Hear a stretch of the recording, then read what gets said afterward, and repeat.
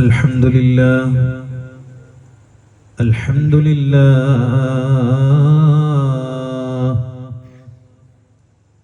الحمد لله رب العالمين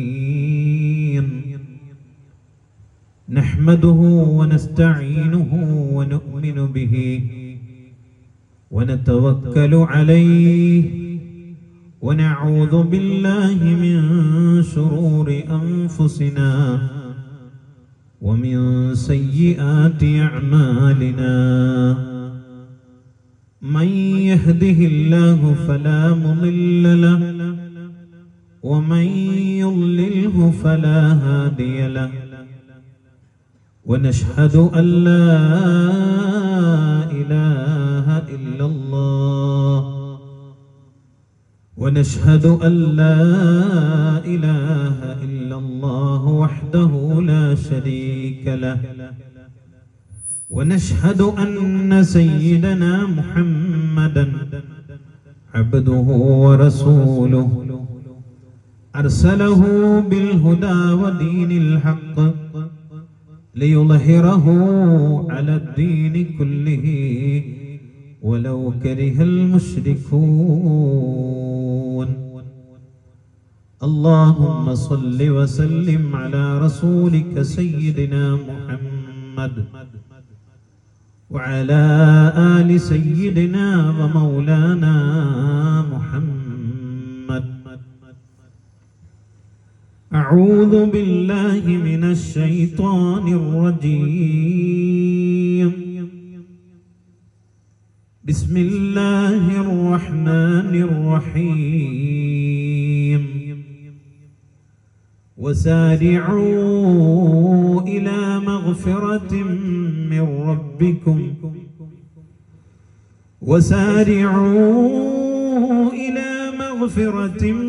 من ربكم وجنة عرضها السماوات والأرض أعدت للمتقين قال نبينا وحبيبنا محمد صلى الله عليه وسلم لو كانت الدنيا تعدل عند الله جناح بعوضة وما سكى كافرا منها شربة ماء അഹന്യഹന്യ ബൗദാനി യമിഷന്തി ഹിമാലയം ശേഷാസ്ഥിരത്വമിച്ഛന്തി കിമാശ്ചര്യം മിദംബരം. ഏറ്റവും സ്നേഹം നിറഞ്ഞ, സ്നേഹവും ആദരവും ബഹുമാനവും നിറഞ്ഞ ഈ മഹത്തായ സംരംഭങ്ങളുടെ എല്ലാം ചെയർമാൻ, ഇതിൻ്റെ പ്രസിഡന്റ്, സെക്രട്ടറി, ട്രഷറർ അടക്കമുള്ള ബഹുമാനപ്പെട്ട പ്രിയപ്പെട്ട സുഹൃത്ത് അബ്ദുറഹ്മാൻ അസ്ഹദി ഉസ്താദ് അടക്കമുള്ള വേദിയിലെ വിശിഷ്ട വ്യക്തിത്വങ്ങളെ, ഓരോരുത്തരെയും പേരെടുത്ത് അഭിസംബോധന ചെയ്യേണ്ട വിധം ബഹുമാന്യരാണ്. സമയപരിമിതി മുന്നിൽ കണ്ടുകൊണ്ട് തന്നെ അവരാഗ്രഹിക്കുന്ന എല്ലാ ബഹുമാനവും നിലനിർത്തിക്കൊണ്ട് സുദീർഘമായ ഒരു വിഷയത്തിൻ്റെ ചർച്ചക്കാണ് നമ്മളിവിടെ ഒരുമിച്ച് കൂടിയിട്ടുള്ളത്. അരട്ടക്കപ്പള്ളി മഹല്ല് കമ്മിറ്റി ത്രിദിന മതപ്രഭാഷണ മജ്ലിസുന്നൂർ വാർഷികത്തിൻ്റെ ആദ്യ ദിവസത്തിലാണ് നമ്മളുള്ളത്. ബഹുമാനപ്പെട്ട ചെറുമോത്ത് ഉസ്താദിൻ്റെ എല്ലാം പ്രാർത്ഥനാ ദിവസങ്ങൾ ഇവിടെ വരാനുണ്ട്. ഞാനിവിടെ ഇരിക്കുമ്പോൾ ഇവിടെയുള്ള അധ്യക്ഷ സ്വാഗത ഉദ്ഘാടന ഭാഷണങ്ങൾ ഞാൻ നിങ്ങളെ ശ്രദ്ധിക്കുകയായിരുന്നു. വളരെ പക്വമായി, വളരെ കൃത്യമായി, ഭാഷാശുദ്ധിയിൽ അവരുടേതായ സ്ലാങ്ങിൽ, മറ്റു ചില ഭാഷാശുദ്ധികളിൽ ഈ മഹല്ലത്തിന്റെ പുരോഗമനത്തെ ആഗ്രഹിക്കുന്ന ഒരു വലിയ കമ്മിറ്റി ഇവിടെ ഉണ്ട് എന്ന് എനിക്ക് ബോധ്യമാവുകയുണ്ടായി. നമ്മുടെ വിദ്യാർത്ഥികളുടെ ഭാവിയെ മുന്നിൽ കണ്ടുകൊണ്ട് തന്നെയാണ് അതിനു വേണ്ടിയിട്ടുള്ള പ്രവർത്തനങ്ങളുടെ മുന്നോടി എന്നോണം അതുമായി ബന്ധപ്പെട്ട ചില കാര്യങ്ങൾ നിങ്ങളെ ഉണർത്താൻ കൂടിയാണ് ഇങ്ങനെ ഒരു സദസ്സ് ഇവിടെ ഒരുമിച്ച് കൂട്ടിയിട്ടുള്ളത്. നിങ്ങൾക്കറിയാം, യഥാർത്ഥത്തിൽ മജ്‌ലിസുന്നൂറും മതപ്രഭാഷണത്തിനൊക്കെ വരുന്ന ആളുകൾ പലപ്പോഴും അവരിൽ നിന്ന് പിരിപ്പിച്ചിട്ടൊന്നും പള്ളിയും മദ്രസയൊന്നും എടുക്കാൻ കഴിയില്ല. പിന്നെ അതൊരു അറിയിക്കലാണ്. ഇങ്ങനെ ചില സംരംഭങ്ങൾ ഇവിടെ തുടങ്ങുന്നുണ്ട്, അതിന്റെ മുന്നോടിയായ ചില പ്രവർത്തനങ്ങൾ നടത്തുന്നുണ്ട് എന്നറിയിക്കുന്നതിന്റെ ഭാഗമാണിത്. പലപ്പോഴും വരുന്നവർ പച്ചപ്പാവങ്ങളായിരിക്കും. അപ്പൊ നിങ്ങളെ വേണ്ട വിധം അവർ സമീപിക്കും ഓരോരുത്തരെയും അവരുടെ വീടുകളിൽ എന്ന് കമ്മിറ്റി ഭാരവാഹികളുടെ പ്രഭാഷണങ്ങളിൽ നിന്ന് എനിക്ക് മനസ്സിലായിട്ടുണ്ട്. ഇത് നിങ്ങളെ അറിയിക്കുന്നതിന്റെ ഒരു തുടക്കമായിരിക്കും എന്ന് ഞാൻ വിശ്വസിക്കുകയും ചെയ്യുന്നു. പ്രിയപ്പെട്ടവരെ, പരിശുദ്ധമായ റജബ് കഴിഞ്ഞു റമളാനിന്റെ വരവറിയിക്കാൻ മുമ്പേ നമ്മുടെ മുമ്പ് ശഅബാൻ എന്ന വിശുദ്ധമായ ഒരു മാസം കടന്നു വരികയുണ്ടായി. പലപ്പോഴും ആളുകൾ അശ്രദ്ധരായി പോകുന്ന ഒരു മാസം എന്നാണ് ശഅബാനിനെ കുറിച്ച് അഷ്റഫുൽ ഹൽക്ക് നമ്മെ പഠിപ്പിച്ചത്. ദാലിക ശഹ്റുൻ യഗ്ഫിലു നാസു ബൈന റജബിൻ വ റമളാൻ. റജബ് വരുമ്പോൾ വലിയ കാര്യത്തിൽ റജബിനെ കാണുകയും റമളാനിനെയും ആ അർത്ഥത്തിൽ കാണുമ്പോഴും ഇടയിൽ ചിലപ്പോഴൊക്കെ നമ്മൾ വിട്ടുപോകുന്ന അതീവ പ്രാധാന്യമുള്ള ഒരു മാസമാണ് ശഅബാൻ. ആ മാസത്തെ കുറിച്ച് വർണ്ണിക്കുമ്പോഴും പറയുമ്പോഴും അതിലെ ദിവസങ്ങൾ ഇങ്ങനെ ഓരോ ഏറ്റവും പവിത്രമായ ദിനങ്ങൾ ഇങ്ങനെ കഴിഞ്ഞു പോകുമ്പോൾ മഹാനായ അംർ ഇബ്നു ഖൈസ് എന്നവർ ശഅബാൻ എത്തുമ്പോൾ ശഅബാനിലേക്ക് അങ്ങ് കടക്കുന്നതോടുകൂടെ മറ്റു തന്റെ ശുഗലുകളെല്ലാം നിർത്തി എല്ലാ ജോലികളും അവസാനിപ്പിച്ച് പള്ളിയിൽ അങ്ങനെ ഖുർആൻ ഓതിയിരിക്കുമായിരുന്നു എന്നാണ്. അദ്ദേഹത്തോട് ചോദിച്ചു, എന്താണ് നിങ്ങൾ ഈ ശഅബാനിൽ തന്നെ ഇങ്ങനെ പള്ളിയിൽ ഒതുങ്ങിക്കൂടാനുള്ള കാരണം? അപ്പൊ അദ്ദേഹം പറഞ്ഞ ഒരു മറുപടി, തൂബാ ലിമൻ അസ്ലഹ നഫ്സഹു ഖബ്ല റമളാൻ.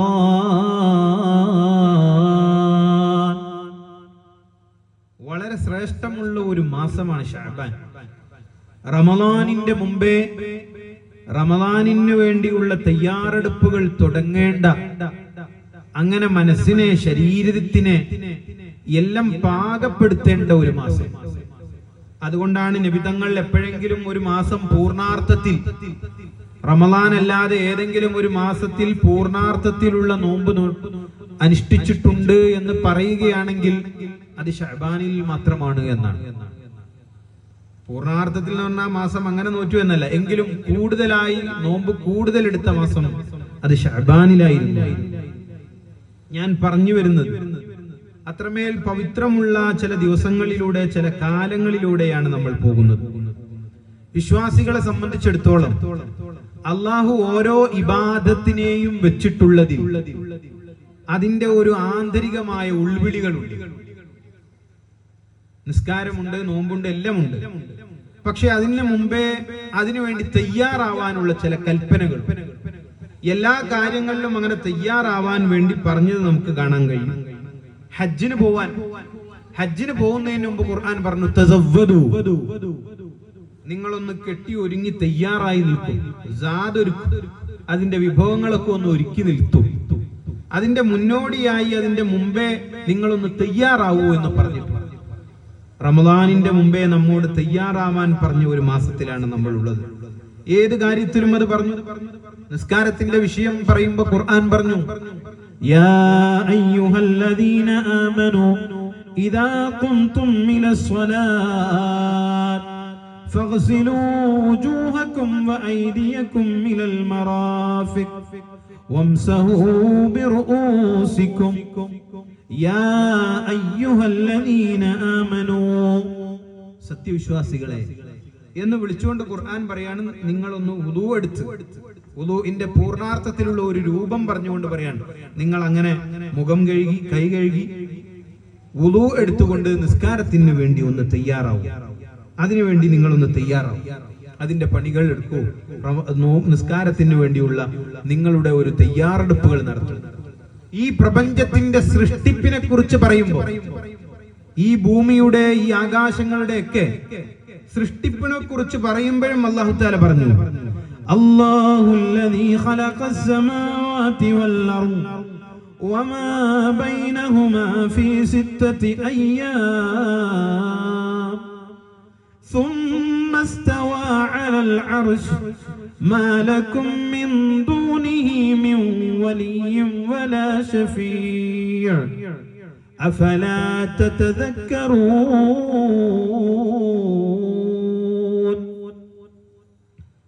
നോക്കൂ നിങ്ങൾ, അല്ലാഹു الذي خلق السماوات والأرض, ഈ ആകാശങ്ങളെയും ഈ ഭൂമിയെയും ഈ ലോക ചരാചരങ്ങളെ മുഴുവൻ അല്ലാഹു പടക്കാൻ 6 ദിവസം എടുത്തു എന്ന് പരിശുദ്ധ ഖുർആൻ.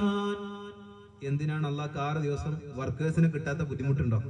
പണിക്കാരെ കിട്ടാൻ, അല്ലെങ്കിൽ ഈ മണ്ണൊക്കെ കൂടി ഒന്ന് റെഡിയാക്കി സെറ്റാക്കി എടുക്കാൻ, അങ്ങനെ കുറെ ബുദ്ധിമുട്ട് അല്ലാഹുണ്ടോ? ഒരു സാധനം ഉണ്ടാക്കാൻ എന്ത് പണിയാ അല്ലാഹുള്ള? ഒരു പണിയില്ലല്ലോ. ഖുർആൻ തന്നെ പറഞ്ഞില്ലേ, ഇന്നമാ അംറുഹു ഇദാ അറാദ ശൈഅൻ അൻ യഖൂല ലഹു കുൻ ഫയകൂൻ. അല്ലാഹുവിന് ഏതെങ്കിലും ഒരു വസ്തു ഉണ്ടാവണമെന്ന് ഉദ്ദേശിച്ചാൽ ഫയഖൂൽ, അവൻ പറയേണ്ട ആവശ്യമേ ഉള്ളൂ, കുൻ ഫയകൂൻ, ഉണ്ടാവൂ എന്ന് പറയേണ്ട സമയമേ ഉള്ളൂ. ഫയകൂനു, അതുണ്ടാകുന്നു. അത്ര പണി അല്ലാഹുള്ളൂ ചെറിയൊരു വസ്തു ഉണ്ടാക്കണമെങ്കിൽ. പക്ഷെ എന്നിട്ടും പറഞ്ഞു, ഈ പ്രപഞ്ചത്തെ അല്ലാഹു, ഈ ആകാശഭൂമികളെ പടക്കാൻ 6 ദിവസം എടുത്തു. എന്താണ് 6 ദിവസം? ആ 6 ദിവസം ഇതുപോലെ തയ്യാറെടുപ്പിനെ ഓർമ്മിപ്പിക്കുകയാണ്. ആ ആയത്ത് അല്ലാഹു അവസാനിപ്പിച്ചത് അങ്ങനെയാണ്, അഫലാ തതദക്കറൂൻ, നിങ്ങൾ ചിന്തിക്കുന്നില്ലേ? ഈ ആകാശങ്ങളെ ഈ ഭൂമികളെ പടക്കാൻ അല്ലാഹുവിന് 6 ദിവസം എടുത്തതിനെ കുറിച്ച് നിങ്ങൾ ചിന്തിക്കുന്നില്ലയോ? അങ്ങനെ ചിന്തിച്ചാൽ നിങ്ങൾക്ക് മനസ്സിലാവും, തയ്യാറെടുക്കണം. ഏതൊരു കാര്യത്തിനും വേണ്ടിയുള്ള തയ്യാറെടുപ്പുകൾ നടത്തണം. അങ്ങനെ മനസ്സൊരുക്കി റമദാനിലേക്ക് വരണം. അതിനുള്ള മാസമാണ് പരിശുദ്ധമായ ശഅബാൻ എന്ന് നിങ്ങൾ അറിയണം. ഏത് ഇബാദത്തുകളിലും ആ രൂപത്തിലുള്ള ഈ കഴിഞ്ഞു പോകുന്ന കാലങ്ങൾ നമ്മളെ സംബന്ധിച്ചിടത്തോളം ഇപ്പൊ ഉള്ള സമയമേ നമുക്കുള്ളൂ. ഇനി ഒരു സമയം ഉണ്ടോന്നറിയില്ല. മുമ്പ് കഴിഞ്ഞ ഏതോ കുറെ പണ്ഡിതന്മാർ, കുറെ പാവങ്ങൾ അവരുടെ ചോര നീരാക്കിയ, അവരുടെ 1ഉം 2ഉം രൂപയും കൂട്ടി ഇവിടെ ഒരു മഹാസംരംഭത്തെ തുടക്കം കുറിച്ചു. അവരെ കൊണ്ട് കഴിയുന്നത് അവരതിന് ചെയ്തു. നമ്മളെ കൊണ്ട് കഴിയുന്നത് നമ്മൾ ചെയ്യണം. അള്ളാഹു ഏറ്റവും കൂടുതൽ ഖുർആനിൽ സത്യം ചെയ്ത് പറഞ്ഞിട്ടുള്ളതും സമയത്തെ, അതിന്റെ കാലത്തെ പറ്റി. വൽ ഫജ്ർ, ഉശസ്സുയരുന്ന നേരത്തെ തന്നെ സത്യം. വല്ലൈൽ വശംസി വളുഹാഹാ വൽഖമരി ഇദാ തലാഹാ വന്നഹാരി ഇദാ ജല്ലാഹാ. സൂര്യോദയത്തിന്റെ സമയം, സൂര്യൻ അസ്തമിക്കുന്ന സമയം, പ്രകാശത്തിന്റെ ശോണിമ വരക്കുന്ന സമയം. അങ്ങനെ സമയത്തെ കുറിച്ച് സത്യം ചെയ്തു പറഞ്ഞു, കാലത്തെ കുറിച്ച് സത്യം ചെയ്തു പറഞ്ഞു. വൽ അസ്ർ, കാലം തന്നെ സത്യം. ഇന്നൽ ഇൻസാന ലഫീ ഖുസ്ർ, നിശ്ചയം മനുഷ്യന്റെ കാര്യം പരാജയമാണ്. 3 കാര്യങ്ങളെ അങ്ങനെ നമ്മൾ ഇങ്ങനെ കോർത്തിണക്കി സിംബോളിക്കായിട്ട്, വളരെ സിംബോളിക്കായിട്ട് നമ്മൾ പറയണം. നോക്കൂ, ഒന്ന് വൽ അസ്ർ, ബൈ ദ ടൈം, കാലത്തെ തന്നെ സത്യം, ടൈം. ഇന്നൽ ഇൻസാൻ, മാൻ, ഖുസ്ർ, ലോസ്റ്റ്, ടൈം, മാൻ, ലോസ്റ്റ്. സമയം വേണ്ട വിധം ഉപയോഗിച്ചവൻ വിജയിച്ചു, അത് ഉപയോഗിക്കാത്തവനോ പരാജയപ്പെട്ടു.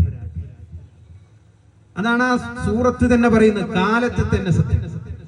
നിങ്ങൾ ഈ കഴിഞ്ഞു പോകുന്ന ഈ സമയം നമുക്കുള്ളൂ. അടുത്ത സമയത്തിൽ നമ്മളിൽ ആര് ബാക്കി ഉണ്ടാവുമെന്നറിയില്ല. പക്ഷേ പലപ്പോഴും മനുഷ്യൻ അങ്ങനെ പ്രതീക്ഷയിൽ, ആഗ്രഹത്തിന്റെ മുകളിൽ ജീവിക്കാൻ.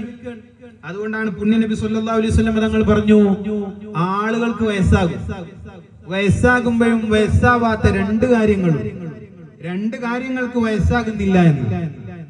യബ്ന ആദം യർഹമു ഇബ്നു ആദം, ആദമിന്റെ സന്തതികൾക്ക് പ്രായമാകുന്നു. വയശുബ്ബു മിൻഹു ഇസ്നതാൻ, 2 കാര്യങ്ങൾ അവർക്ക് വയസ്സാകുന്നില്ല സ്വഹാബ. ഒന്നാമത്തേത് അൽ ഹിർസു അലൽ മാൽ, ഒന്നാമത്തേത് ആഗ്രഹങ്ങൾ, സമ്പത്തിന്റെ മേലിലുള്ള ആഗ്രഹം, അത്യാഗ്രഹം. അതിന് വയസ്സാകുന്നില്ല. പ്രായമാകും തോറും ഒരാൾക്ക് കൂടി വരേണ്ടത് ഈമാനാണ്. ഇനി അങ്ങനെ പോവും എന്ന ചിന്തയാണ്. നിസ്കാരത്തിന്റെ ഒരു ക്രമീകരണം നോക്കൂ നിങ്ങൾ. സുബഹിക്ക് ഒരാൾ ഇങ്ങനെ കെട്ടുമ്പോ എന്താണ് അല്ലാഹു അക്ബർ എന്ന് സുബഹിക്ക് പള്ളി മിനാരത്തിൽ നിന്ന് മുഅദ്ദിൻ ബാങ്ക് വിളിക്കുമ്പോ നമ്മൾ ചിന്തിക്കേണ്ട ചിന്ത എന്താണ്? ഇവിടെ ഇതാ ഒരു സൂര്യന്റെ ഉദയം വരാൻ പോകുന്നു, ഞാൻ ഇതുപോലെ ഉദിച്ചു വന്നതാണ്. ളുഹറിന്റെ സമയത്ത് തക്ബീർ കെട്ടുമ്പോ അവൻ ചിന്തിക്കണം, സൂര്യൻ അതിന്റെ ഉച്ചിയിൽ നിൽക്കുന്ന സമയമാണ്, ഒന്നങ്ങോട്ട് നോക്കാൻ പോലും കഴിയൂല. നമ്മുടെ യുവത്വത്തിന്റെ സമയം ഓർമ്മിപ്പിച്ചാണ് ളുഹറിന്റെ നിസ്കാരം. നമ്മൾ ഇങ്ങനെ യുവത്വത്തിൽ ആർക്കും ഒന്ന് തിരിച്ചു പറയാൻ പറ്റാത്ത വിധം നമ്മുടെ എല്ലാ യുവത്വത്തിന്റെ പ്രസരിപ്പും നിൽക്കുന്ന കാലത്തെ ഓർത്ത് തക്ബീർ കെട്ടണം. അല്ലാഹു അക്ബർ. അസ്റിലേക്ക് എത്തുമ്പോ അവന് മനസ്സിലാവണം, ഇതിങ്ങനെ അസ്തമിക്കാൻ പോകുന്ന ഒരു സമയമായി. ഒരു 40-45 ഒക്കെ കഴിഞ്ഞാൽ പഴയതുപോലെ എല്ലാം നടക്കൂല എന്ന് മനസ്സിലാവും. ഷുഗറും പ്രഷറൊക്കെ തുടങ്ങും. പഴയതുപോലെ എല്ലാ നിലക്കും ഓടിച്ചാടി നടക്കാൻ കഴിയില്ല എന്ന് ബോധ്യമാകുന്നു. ആ അവസ്ഥയിലേക്ക് ഞാനും പോകും, ആ അവസ്ഥ കഴിഞ്ഞു വന്നവനാണ് ഞാൻ എന്ന ഓർമ്മയിൽ അവൻ അസ്റിന്റെ തക്ബീർ കെട്ടണം. മഗ്രിബിന് പള്ളി മിനാരത്തിൽ നിന്ന് ബാങ്ക് വിളിക്കുമ്പോൾ ഒരാൾ ചിന്തിക്കണം, ഇതാ ഇവിടെ സൂര്യൻ അസ്തമിക്കുന്നു, ഇതുപോലെ ഞാനും അസ്തമിക്കാൻ പോകുന്നവനാണ് എന്ന ചിന്തയിൽ അവന്റെ മഗ്രിബ് കെട്ടണം. ഇശാഇന്റെ സമയമാകുമ്പോ അവൻ ഇങ്ങനെ ചിന്തിക്കണം, അതാ ഒരു ചുമന്ന ശോഭ, സൂര്യൻ പോയാലും അങ്ങനെ നിന്ന ഒരു ചുമന്ന ശോഭ കൂടി ഇവിടെ അസ്തമിക്കുന്നു. അതുപോലെ ഞാൻ എന്ന ഓർമ്മ തന്നെ ഇല്ലാതെയാവാൻ പോകുന്നു. എന്റെ മക്കളുടെയും പേരക്കുട്ടികളെയും, ഏറിയാൽ കൊച്ചുമക്കളുടെ കാലം വരെ, അത് കഴിഞ്ഞാൽ എന്നെ കുറിച്ചുള്ള ഓർമ്മകൾ തന്നെ നഷ്ടപ്പെടുന്ന വിധത്തിലേക്ക് ഞാൻ മാറുന്നു എന്ന് ചിന്തിക്കുന്നിടത്ത് അവന്റെ ഇശാഇന്റെ തക്ബീർ കെട്ടണം. അങ്ങനെ സംസ്കരിക്കാൻ, അങ്ങനെ ഒന്ന് മനസ്സൊരുക്കാൻ ഈ മാസത്തിൽ ആ ചിന്തയിലായിരിക്കണം നമ്മൾ പോവേണ്ടത്. പുണ്യനബി തങ്ങൾ പറയാണ്, ഒരാൾക്ക് വയസ്സാകും, പക്ഷേ 2 കാര്യങ്ങൾ അവന് വയസ്സാകുന്നില്ല. ഒന്നാമത്തെ കാര്യം, പ്രായം കൂടുമ്പോഴും അവന്റെ സമ്പത്തിനോടുള്ള ആർത്തി അവന് കൂടി വരും സ്വഹാബ. രണ്ടാമത് നബി തങ്ങൾ പറയുന്നു, വൽ ഹിർസു അലൽ ഉംരി വൽ അമലി, അവന് പ്രതീക്ഷകൾ കൂടും. പ്രായം കൂടുമ്പോഴും ഇനിയുമുണ്ട് എന്ന പ്രതീക്ഷകൾ വരുന്നു. പണ്ട് യക്ഷനും യുധിഷ്ഠിരനും തമ്മിൽ ഒരു സംഭാഷണം ഉണ്ടായി. അപ്പൊ യക്ഷൻ യുധിഷ്ഠിരനോട് ചോദിക്കാൻ, ലോകത്തെ ഏറ്റവും മഹാത്ഭുതങ്ങളിൽപ്പെട്ട കാര്യം എന്താണ്, ഏറ്റവും വലിയ മഹാത്ഭുതം എന്താണെന്ന ചോദ്യം. അപ്പൊ പറഞ്ഞു, അഹന്യഹന്യഭൂതാനി യമിഷന്തി ഹിമാലയം ശേഷാസ്ഥിരത്വവിച്ഛന്തി ഹിമാശ്ചര്യം മിദംബരം. എന്താ ഏറ്റവും വലിയ അത്ഭുതം? അതാ മുമ്പിൽ പല ജീവികളും മരിച്ചു പോകുന്നു, തനിക്ക് വേണ്ടപ്പെട്ടവരൊക്കെ മരിച്ചു കിടക്കുന്നു. ശേഷാസ്ഥിരത്വവിച്ഛന്തി, ശേഷിക്കുന്നവർ വിചാരിക്കുന്നത് ഞങ്ങൾ ഇനിയും ഇവിടെ ഉണ്ടാവുന്ന. അവനൊന്നും മുട്ടിച്ചു നോക്കുന്നില്ല. അവന്റെ ഉപ്പയുടെ പ്രായം, ഉപ്പ മരിക്കുമ്പോ ഇനി എനിക്ക് എത്ര ബാക്കി, എന്റെ കൂട്ടുകാർ, എനിക്ക് വേണ്ടപ്പെട്ടവർ, പ്രിയതമ, എന്നെ കാത്തിരുന്ന അരമനയിൽ അത്തറുപൂശി കാത്തിരുന്നവൾ, എനിക്ക് മുമ്പേ പോയവരിലേക്ക് എന്റെ പ്രായം എത്രയുണ്ട് എന്നവൻ ചിന്തിക്കുന്നില്ല. ശേഷാസ്ഥിരത്വം ഇച്ഛന്തി, ശേഷിക്കുന്നവർ ഇപ്പോഴും വിചാരിക്കുന്നത് അവർ ഇവിടെ സ്ഥിരമാണ് എന്നാണ്. കിമാശ്ചര്യം ഇദംബരം, ഇതിനേക്കാൾ വലിയ ആശ്ചര്യജനകരമായ കാര്യം എന്താണ്? ഇതിനേക്കാൾ വലിയ ആശ്ചര്യമുള്ള കാര്യം എന്താണ്? ശേഷിക്കുന്നവർ ഇനിയും ബാക്കിയാണ് എന്ന് ചിന്തിക്കുന്നതിനേക്കാൾ ആശ്ചര്യമുള്ള കാര്യം. അതുകൊണ്ട് മുഅ്മിനീങ്ങളെ, കഴിഞ്ഞ റമദാനിൽ നമ്മളോട് കൂടെയുള്ളവർ ഈ റമദാനിലില്ല. ഈ റമദാനിലേക്ക് ആരൊക്കെ ബാക്കിയുണ്ടാവുമെന്നറിയില്ല. നമ്മൾ ഇവിടെ സുഖാനുഭൂതിയുടെ മെത്തയിൽ ജീവിക്കാനുള്ളവരല്ല. നമ്മുടെ സുഖം പരലോകത്താണ്. അവിടെയാണ് വിജയമുള്ളത്.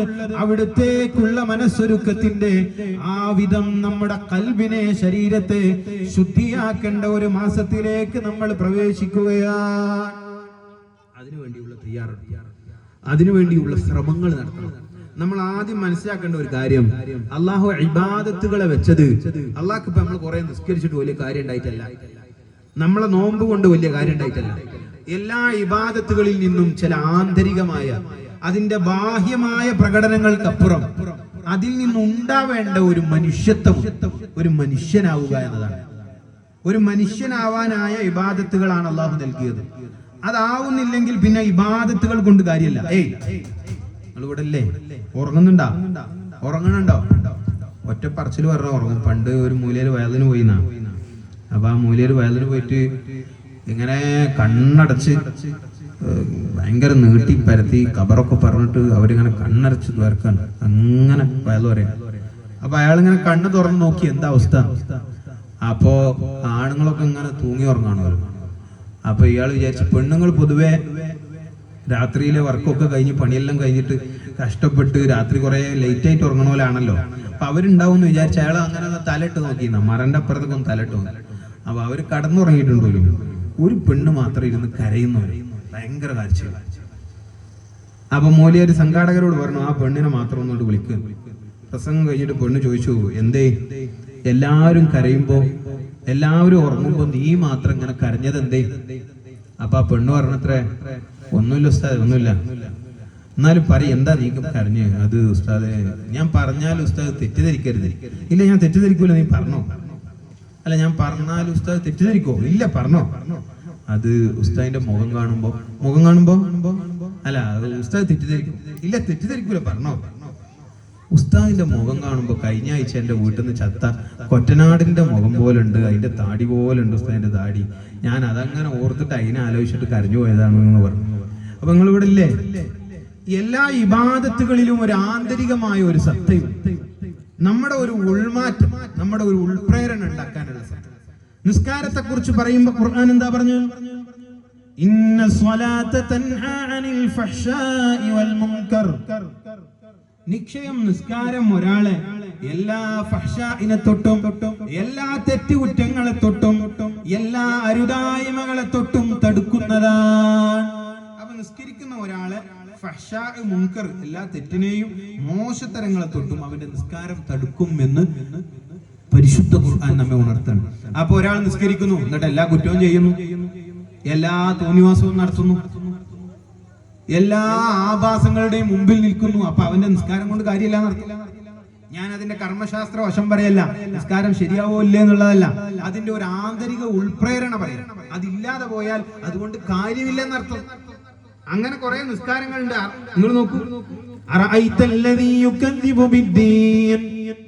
നബിയെ അങ്ങ് എന്താ ധരിച്ചു വെച്ചത്? അള്ളാഹു ചോദിക്കാണ്, അങ്ങ് എന്താ ധരിച്ചു വെച്ചത്? യുകദ്ദിബു ബിദ്ദീൻ, മതത്തെ കളവാക്കിയവരെ കുറിച്ച്, മതനിഷേധികളെ കുറിച്ച്, ഈ മതത്തെ പൊളിച്ചു കളയാൻ ആഗ്രഹിക്കുന്നവരെ കുറിച്ച് അങ്ങ് എന്താണ് ധരിച്ചു വെച്ചത് നബിയെ? ഫദാലിക്കല്ലദീ യദ്ഉൽ യതീം. അവര് കുറെ നിസ്കരിക്കാത്തവരെന്നല്ല പറഞ്ഞു, ഈ മതത്തെ പൊളിച്ചു കളിച്ചവരാരാ? പൊളിച്ചു കളഞ്ഞവരാണ്. ഫദാലിക്കല്ലദീ യദ്ഉൽ യതീം. അവർ യതീം മക്കളെ തിരിഞ്ഞു നോക്കാത്തവരാണ്. വലാ യഹുല്ലു അലാ തുആമിൽ മിസ്കീൻ. പാവങ്ങളെ കാണാൻ കഴിയാത്ത കണ്ണുള്ളവരാണ്. സാധുക്കളെയും യതീം കുട്ടികളെയും നോക്കാനോ അവരെ പരിചരിക്കാനോ അവരുടെ വിഷയങ്ങളിൽ ബദ്ധശ്രദ്ധരാവാനോ സാധിക്കാത്തവർ അവരാണ് ഈ മതത്തെ പൊളിഞ്ഞു കളഞ്ഞവർ. എന്നിട്ടോ ഖുർആൻ പറയുന്നു, ഫവൈലുൽ ലിൽ മുസല്ലീൻ. അവർ നിസ്കരിക്കുന്നുണ്ട്, കുറെ നിസ്കരിക്കുന്നു. അവരുടെ നിസ്കാരം കൊണ്ട് എന്ത് കാര്യം എന്നാണ് ചോദ്യം. ഫവൈലുൽ ലിൽ മുസല്ലീൻ അല്ലദീന ഹും അൻ സ്വലാത്തിഹിം സാഹൂൻ. അവർ വല്ലദീന ഹും യുറാഊൻ. ആളെ കാണിക്കാൻ വേണ്ടി നിസ്കരിക്കുന്നവരാണ്. സാഹൂനായി അശ്രദ്ധരായിട്ട് അങ്ങനെ കടമ തീർക്കുന്നവരാണ്. അങ്ങനെയൊക്കെ നിസ്കരിക്കുന്നു. പിന്നെയോ ഒറ്റ കാര്യം കൂടി ഖുർആൻ പറഞ്ഞു വെക്കുന്നു,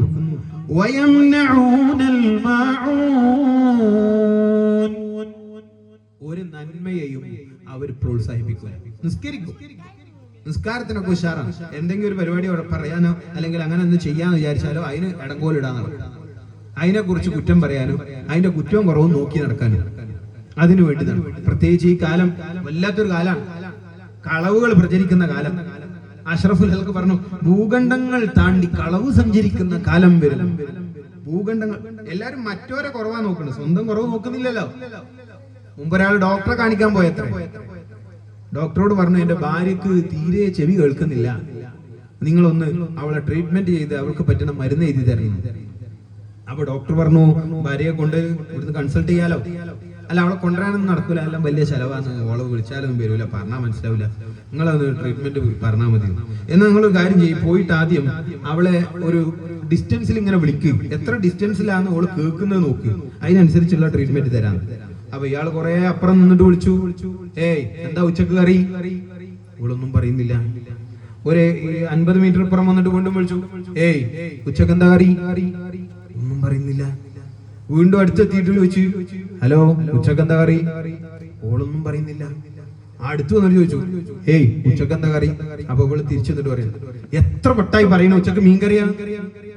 അപ്പൊ ആർക്കാ കുഴപ്പം? ഇവന് തിരിയണ്ടേ, ഇവനാണ് ചെവി കേൾക്കാത്തത്. നേരത്തെ ഇവൾ പറഞ്ഞു കൊടുക്കാൻ നമ്മളിങ്ങനെ മറ്റുള്ളവരുടെ കുറ്റവും കുറവും നോക്കി നടക്കാൻ. സനവാത്തുൻ ഖദ്ദഅത്, വഞ്ചന നിറഞ്ഞ ഒരു വർഷം വരും സഹാബ, വഞ്ചന നിറഞ്ഞ വർഷം. A lie can travel half around the world while the truth putting its shoes. സത്യം അതിന്റെ ഷൂ ധരിക്കുമ്പോഴേക്ക്, അതിന്റെ ചെരുപ്പ് ധരിക്കുമ്പോഴേക്ക് ഭൂഖണ്ഡങ്ങൾ താണ്ടി കളവുകൾ സഞ്ചരിക്കുന്ന ഒരു കാലം.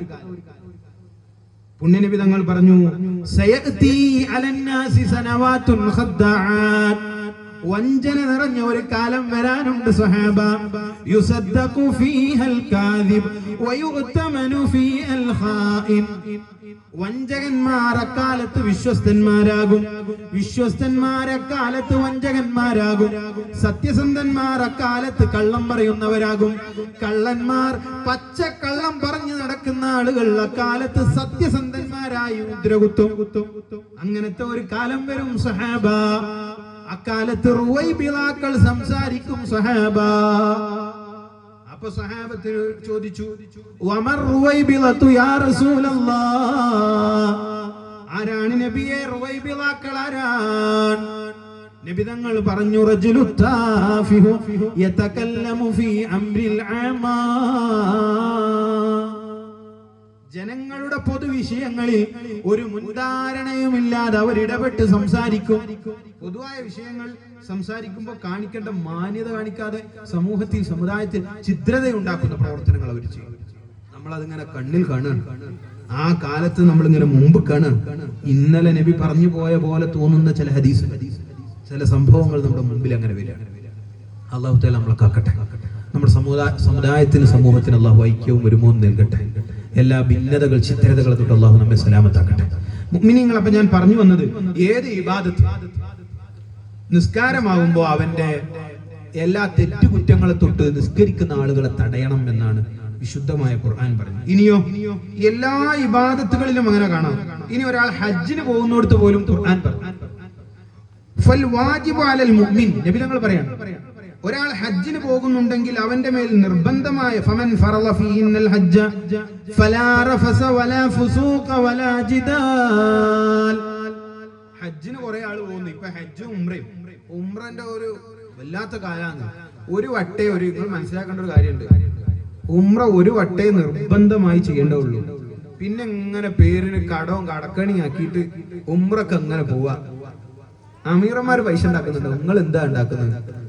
ഒരു വട്ടേ പെണ്ണുങ്ങൾക്ക് ആയാലും ആണുങ്ങൾക്കായാലും. പിന്നെ പോകുന്നതിന് ചില ഷർത്തും പറഞ്ഞുകൊണ്ട് പൈസ ഉള്ളവര് പോട്ടെ, ഇല്ലാത്തവര് എന്തിനാ ഇങ്ങനെ?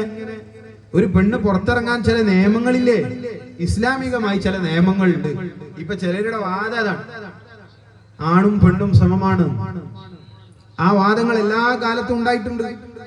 നബിതങ്ങൾ, നമ്മൾ 6-ാം നൂറ്റാണ്ടിലാണ് ഈ മതം വന്നത് എന്നതുകൊണ്ട് ഈ മതം എല്ലാ നിലക്കും 6-ാം നൂറ്റാണ്ടിലേക്ക് അങ്ങനെ ചാർത്തപ്പെടേണ്ടതില്ല. ഏതാണ് ആ നൂറ്റാണ്ട്?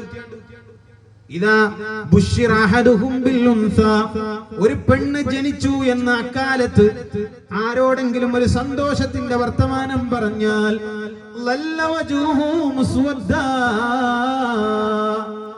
അവന്റെ മുഖം കറുത്തിരുണ്ടു പോകുമായിരുന്നു. കറുത്തു പോകുമായിരുന്നു എന്ന് മാത്രമല്ല, വഹുവ ഖദീം എന്നാ പറഞ്ഞത് ഖുർആൻ. അവൻ ദേശത്തിന്റെ കോപാഗ്നിയിലാകുന്ന ഒരു ജനതയായിരുന്നു 6-ാം നൂറ്റാണ്ടിൽ ഉണ്ടായിരുന്നത്. അക്കാലത്ത് നിന്നാണ് നബിതങ്ങളുടെ സ്വഹാബത്ത്, ആ അറബികളാണ് പിന്നീട് ദുആ ചെയ്തത്, അല്ലാഹ് ഞങ്ങൾക്ക് 3 പെൺകുട്ടികളെ തരണേ. ആ രൂപത്തിൽ പരിവർത്തിപ്പിച്ചു പുണ്യ നബി സല്ലല്ലാഹു അലൈഹി വസല്ലം. പിന്നെ പറയാണ്, നിങ്ങൾ പറയാ, അല്ലെങ്കിൽ എല്ലാ മേഖലയിലും സമന്മാരാണ്, ആണും പെണ്ണും സമാണ് എന്ന് പറയുന്നവർ പറയും. ഇന്ത്യയുടെ ഡിഫൻസ് ഫോഴ്സിൽ എല്ലാ കാലത്തുമുള്ള ആക്ഷേപമല്ലേ സ്ത്രീ പ്രാതിനിധ്യത്തെ കുറിച്ച്? അപ്പൊ അത്രമേൽ കഠിനമായ ജോലികൾ ചെയ്യുമ്പോൾ അവർക്ക് ചില ബുദ്ധിമുട്ടുകളുണ്ട്, അത് അവരെ കൊണ്ട് കഴിയില്ല.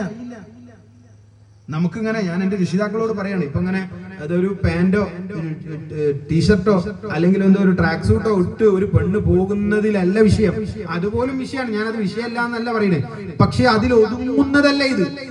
അങ്ങനെ ഒരു ജെൻഡർ ന്യൂട്രാലിറ്റി എന്നൊക്കെ പറയുമ്പോൾ എന്റെ കുട്ടി അങ്ങനെ തുള്ളി ചാടട്ടെ എന്ന് വിചാരിക്കുന്ന രക്ഷിതാക്കൾ ഉണ്ടെങ്കിൽ നിങ്ങൾ പുതിയ കാലത്തല്ലേ ജീവിക്കുന്ന, ഒന്ന് എടുത്തു നോക്കൂ. നിങ്ങളുടെ മൊബൈൽ ഫോണിൽ അടിക്കൂ gender dysphoria, gender dysphoria GD, നിങ്ങളൊന്ന് അടിച്ചു നോക്കൂ. അത് സംബന്ധമായ പഠനങ്ങൾ, യൂറോപ്യൻ രാഷ്ട്രങ്ങളിൽ ഇതുകൊണ്ടുണ്ടായ അപകടങ്ങൾ, അതൊരു തരം മാനസിക രോഗത്തിലേക്ക് നമ്മുടെ പെൺകുട്ടികൾ പോവാൻ. എനിക്ക് തോന്നാൻ ഞാൻ ആണല്ല എന്ന് തോന്നുന്നുവെങ്കിൽ അത് വലിയ അപകടമല്ലേ, കുടുംബം ഇല്ലാതാവൂലേ? ഇതൊക്കെ തകരണം എന്ന് തോന്നാണ്. ഇതൊക്കെ ഇല്ലാതാവിയാൽ വലിയ പുരോഗമനം ഉണ്ടാവും എന്ന് ചിന്തിക്കാൻ ഞാൻ പലപ്പോഴും എന്റെ മഹലിലെല്ലാം പറഞ്ഞിട്ടുണ്ട്. അമേരിക്കയിൽ ഏറ്റവും കൂടുതൽ വിറ്റൊഴിച്ച പുസ്തകങ്ങളിൽ ഒന്നാണ് ഫാദർലെസ് അമേരിക്ക. 1994 അത് പബ്ലിഷ് ചെയ്തിട്ടുള്ളത്. നിങ്ങൾക്ക് ഇതെല്ലാം നിങ്ങളുടെ ബുക്ക് ഫോണിൽ അടിച്ചു നോക്കിയാൽ കിട്ടും. അതിന്റെ ഒരു സമ്മറി ഞാൻ ഇന്നലെ കൂടി വായിച്ചു. ഉണ്ടാകുന്ന വലിയ അപകടം പറയാണ്. കുട്ടികൾക്ക് ഇപ്പൊ ട്രീറ്റ്മെന്റ് നടത്തിക്കൊണ്ടിരിക്കുകയാണ്. ഇതൊക്കെ വിജയിച്ചു എന്ന് പറയുന്ന രാഷ്ട്രങ്ങൾ, നമ്മൾ വലിയ പുരോഗമന രാഷ്ട്രങ്ങളാണെന്ന് പറയുന്ന രാഷ്ട്രങ്ങളിൽ പറയാം, പെൺകുട്ടികളിലും ആൺകുട്ടികളിലും ഉണ്ടാകുന്ന ഒരുതരം മാനസിക അവസ്ഥ, ആങ്സൈറ്റി, അവരിൽ ഉണ്ടാകുന്ന ചില വിഷമങ്ങൾ, സൂയിസൈഡിലേക്ക്, അവരങ്ങനെ ആത്മഹത്യയിലേക്ക് നടന്നു നീങ്ങുന്ന ഞെട്ടിപ്പിക്കുന്ന കണക്കുകൾ നിങ്ങൾക്ക് ഇത് വായിച്ചു കാണാം. അപ്പോ ഹജ്ജ് ഉംറ അത് പറഞ്ഞപ്പോ ഞാൻ പോയി പറഞ്ഞേ ഉള്ളൂ. ഹജ്ജിനായാലും ഉംറക്കായാലും പോകുന്നവരെ അതൊരു ഫറലായത് ഒന്നേ ഉള്ളൂ. പിന്നീട് പോകുന്നെങ്കിൽ നിന്റെ പ്രിയപ്പെട്ട ഭർത്താവ്, മഹ്റമായ ഒരാൾ, അല്ലെങ്കിൽ ഒരു കൂട്ടം വിശ്വസ്തരായ പെണ്ണുങ്ങൾ, അവരുടെ കൂടെയൊക്കെ പോകണ്ടേ. ഇതിപ്പോ അമീറുമായിട്ട് നല്ല ബന്ധമായിട്ടുണ്ടാകും ആദ്യത്തെ പോക്കില്. പിന്നെ അമീറിനെ സഹോദരൻ കാണിച്ചിട്ട് പോവാ. എന്ത് ഹജ്ജാണ്, എന്ത് ഉംറയാണ്? ഉംറക്ക് പോകുന്നവരിൽ പോലും അവരിൽ ഉണ്ടാവേണ്ട ഒരു സ്വഭാവം പുണ്യനബി സല്ലല്ലാഹു അലൈഹി വസല്ലം പരിശുദ്ധ ഖുർആൻ പറഞ്ഞു, ലാ റഫസ വലാ ഫുസൂഖ വലാ ജിദാൽ. ഉംറക്ക് പോകുമ്പോ ഇപ്പൊ പലരും പറഞ്ഞു കേട്ടിരിക്കുന്നു, നമ്മളൊന്നും പോയിട്ടില്ല, അല്ലാഹു തആല പോവാൻ തൗഫീഖ് നൽകട്ടെ. പോകാത്തവർക്കൊക്കെ പോവാനും പോയവർക്ക് ഒരിക്കൽ കൂടി പോവാനും അല്ലാഹു തൗഫീഖ് നൽകട്ടെ. ഞാൻ പറഞ്ഞു, ഇനി ആരും ഒരു വട്ടം പോയിട്ട് പൈസ ഉണ്ടായിട്ടും പോവാതെക്കാനല്ല. ഉള്ളവർ വീണ്ടും പോവും, കഴിയുന്നവർ പോവും, ഇല്ലാത്തവർ ഇത് കടമായി പോകേണ്ട കാര്യമൊന്നുമില്ല. അങ്ങനെ ഉണർത്തി എന്ന് മാത്രം. ഒന്ന് റഫസ്, അവിടെ ലൈംഗികമായ ഒരു ചിന്തയും ഉണ്ടാവാൻ പാടില്ല. വലാ ഫുസൂഖ്, ഒരു തെമ്മാടിത്തരവും ഒരു തർക്കവും, വലാ ജിദാൽ, തർക്കം ഉണ്ടാവാൻ പാടില്ല. ഒപ്പം പോകുന്ന ആളുകളുമായി തർക്കിക്കുകയാണ് ആളുകൾ. ഉംറക്കും ഹജ്ജിനും പോയിട്ട് പിന്നെ അവിടെ പോയിട്ട് ഇവര് തമ്മിൽ പ്രശ്നം. പിന്നെ എന്തിനു പോയി? നിങ്ങളൊന്ന് മനസ്സൊരുക്കാനാണ്, അങ്ങനെ മനസ്സ് നന്നാക്കാനാണ് എല്ലാ ഇബാദത്തുകളും അല്ലാഹു തആല വെച്ചാൽ. ഇനി സക്കാത്ത് കൊടുക്കുന്നിടത്തും പരിശുദ്ധമായ പുണ്യനബി സല്ലല്ലാഹു അലൈഹി വസല്ലം തങ്ങൾ പറഞ്ഞു, ഇദാ അഅത ഔ തസദ്ദഖ ലാ യമുന്ന വലാ യുഅദീ. കൊടുത്താ പിന്നെ ഞാൻ കൊടുത്തിട്ട് അവനങ്ങനെ ആയി, ഞാൻ ഓനങ്ങനെ സഹായിച്ച് എടുത്തിങ്ങനെ പറഞ്ഞു നടക്കുക. ഓന് ഇതുകൊണ്ട് ഒരു ബുദ്ധിമുട്ടുണ്ടാകുക. എന്നാ ഞാനല്ലടാ അന്ന് സഹായിച്ച്, ഇവന് പിന്നെ ഇവനെ കാണുമ്പോ ഒക്കെ ബഹുമാനിക്കണം, കാരണം ഇയാൾ പണ്ട് പൈസ ആ രൂപത്തിലൊരു ചിന്ത നിനക്ക് ഉണ്ടാവുന്നുവെങ്കിൽ നിന്റെ സക്കാത്ത്, നിന്റെ ഹജ്ജ്, നിന്റെ സ്വതക്ക കൊണ്ട് യാതൊരു കാര്യമില്ല. എല്ലാ ഇബാദത്തുകളിലും പറഞ്ഞു. ഇനി ഒരാൾ നോമ്പിലേക്ക് കിടക്കണമെങ്കിലോ, ഫമൻ ലം യദഅ ഖൗല الزൂരി വഅമല ബിഹി ഫലൈസ ലില്ലാഹി ഹാജതുഹു അൻ യദഅ തുആമഹു വശറാബ. ഒരാളുടെ മോശമായ വർത്തമാനങ്ങൾ അവന്റെ നാവിനെ നിയന്ത്രിക്കാൻ കഴിയാത്ത വിധമാണ് അവന്റെ നോമ്പെങ്കിൽ, ഫലൈസ ലില്ലാഹി ഹാജതുഹു, അല്ലാഹുവിന് അവന്റെ നോമ്പിലേക്ക് ഒരാവശ്യവും ഇല്ല. നോമ്പ് നോക്കുമ്പോൾ അവന്റെ നാവ് സൂക്ഷിക്കാൻ കഴിയണം. അതിന് പറ്റുന്നില്ലെങ്കിൽ പിന്നെ നോമ്പ് കൊണ്ട് ആവശ്യമില്ല എന്ന് പറഞ്ഞാൽ നോമ്പ് മുറിക്കണം എന്നല്ല പറഞ്ഞത്. അത് സ്വീകാര്യമാവുമെങ്കിൽ പോലും അള്ളാഹു നോക്കുന്നത് നിന്റെ നാവ് നിയന്ത്രിക്കുന്നുണ്ടോ എന്നാണ്. അതിനാണ് നോമ്പ് വെച്ചിട്ടുമുള്ളത്. നോമ്പ് എന്തിനാ വെച്ചത് എന്ന് ഖുർആൻ പറഞ്ഞില്ലേ? യാ അയ്യുഹല്ലദീന ആമനൂ കുതിബ അലൈക്കുമുസ് സിയാമു കമാ കുതിബ അലല്ലദീന മിൻ ഖബ്ലിക്കും ലഅല്ലക്കും തത്തഖൂൻ. നിങ്ങൾ മുത്തഖീങ്ങളാവാൻ വേണ്ടിയിട്ടാണ് നോമ്പുള്ളത്. ഇനി ശ്രദ്ധിക്കണേ, ഞാൻ ഈ മുത്തഖീങ്ങളുടെ വിശേഷണങ്ങൾ പറഞ്ഞ് അവസാനിപ്പിക്കും. നിങ്ങൾക്ക് എന്തിനാണ് നോമ്പ് വെച്ചത്? ലഅല്ലക്കും തത്തഖൂൻ, നിങ്ങൾ മുത്തഖീങ്ങളാവാൻ. ആരാണ് മുത്തഖി? ഖുർആൻ തന്നെ പറഞ്ഞു, ഞാൻ ഓതി വെച്ച ആയത്താണ്, വസാരിഊ ഇലാ മഗ്ഫിറതിൻ മിർ റബ്ബികും വജന്നത്തിൻ അർളുഹാ അസ്സമാവാതു വൽ അർളു ഉഇദ്ദത് ലിൽ മുത്തഖീൻ. ആ മുത്തഖീങ്ങൾക്ക് വേണ്ടിയിട്ടാണ് സ്വർഗീയ ആരാമങ്ങൾ ഒരുക്കി വെച്ചിട്ടുള്ളത് എന്ന് പരിശുദ്ധ ഖുർആൻ. അപ്പൊ മുത്തഖീങ്ങൾക്കാണ് സ്വർഗ്ഗമുള്ളത്. മുത്തഖി ആവേണ്ടത് എങ്ങനെയാണ്? നോമ്പ് കൊണ്ടാണ്. കാരണം നിങ്ങളെ മുത്തഖി ആവാൻ വേണ്ടിയിട്ടാണ് നോമ്പ് നിർബന്ധമാക്കിയിട്ടുള്ളത്. നോമ്പ് നിർബന്ധമാക്കിയത് നിങ്ങൾ മുത്തഖി ആവാനാണ്. മുത്തഖീങ്ങളുടെ ഒരു സ്വഭാവ വിശേഷണം 4 സയ്യിദുന അലി റളിയല്ലാഹു അൻഹു പറയാണ്. 4 വിശേഷണങ്ങൾ ഉണ്ടെങ്കിൽ അവൻ മുത്തഖിയാണ് എന്ന്. ആ വിശേഷണങ്ങൾ അവരിൽ ഉണ്ടാവണം. ഖുർആനിൽ ഒരു 3 വിശേഷണങ്ങളും കൂടി പറയുന്നു. അത് പറഞ്ഞ് ഞാൻ അവസാനിപ്പിക്കും.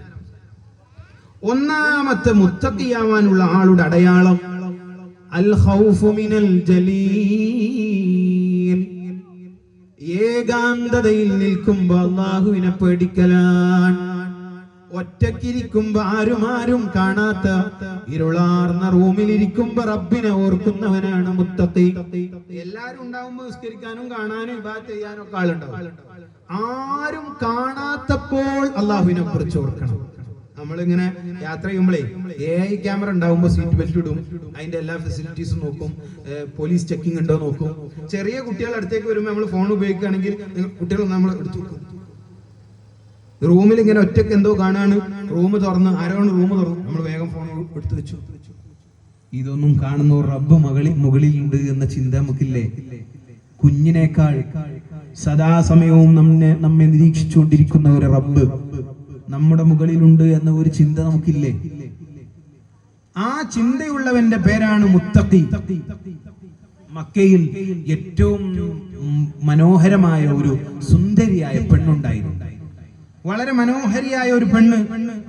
ഒരു ദിവസം അവൾ പോയി കണ്ണാടിയിലൊന്ന് നോക്കി. അപ്പൊ നോക്കുമ്പോ വളരെ മനോഹരമായ മുഖം, സുന്ദരിയുടെ മുഖമാണ്. തന്റെ പ്രിയപ്പെട്ട ഭർത്താവിനോട് അവൾ ചോദിച്ചു, അതറാ അഹദുൻ യറാ ഹാദൽ വജ്ഹി വലാ യുഫ്തതനു ബിഹി.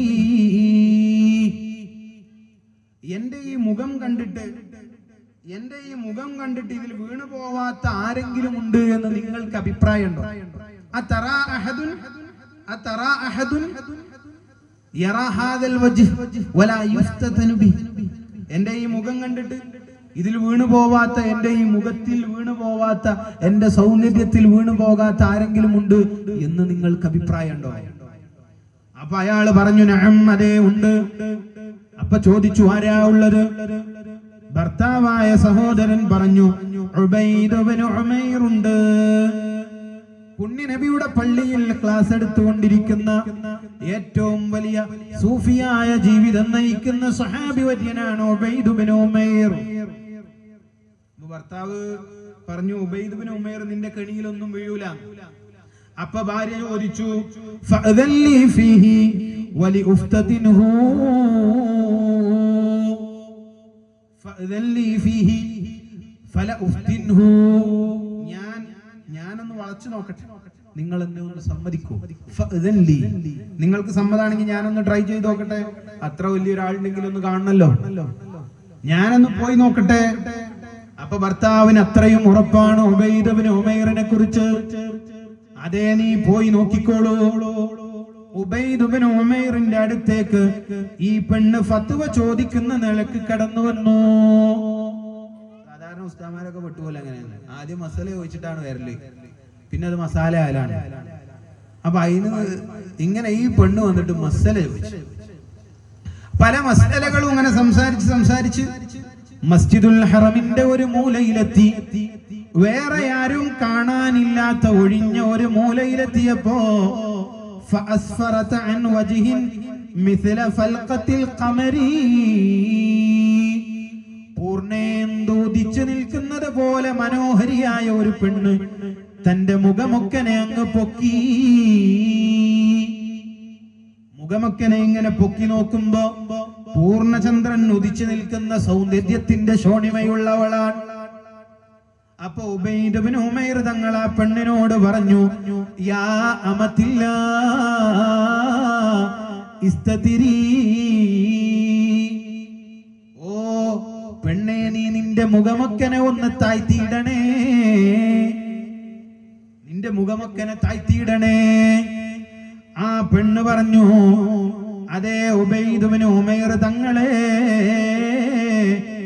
ഞാൻ അങ്ങയിൽ വീണുപോയിട്ടുണ്ട്, എനിക്ക് അങ്ങയുടെ സൗന്ദര്യത്തിൽ ആകർഷിത വന്നിട്ടുണ്ട്, അതുകൊണ്ട് ഞാനുമായി ഒന്ന് പ്രാപിക്കാൻ എന്റെ ആഗ്രഹം അങ്ങ് നിറവേറ്റി തരുവോ?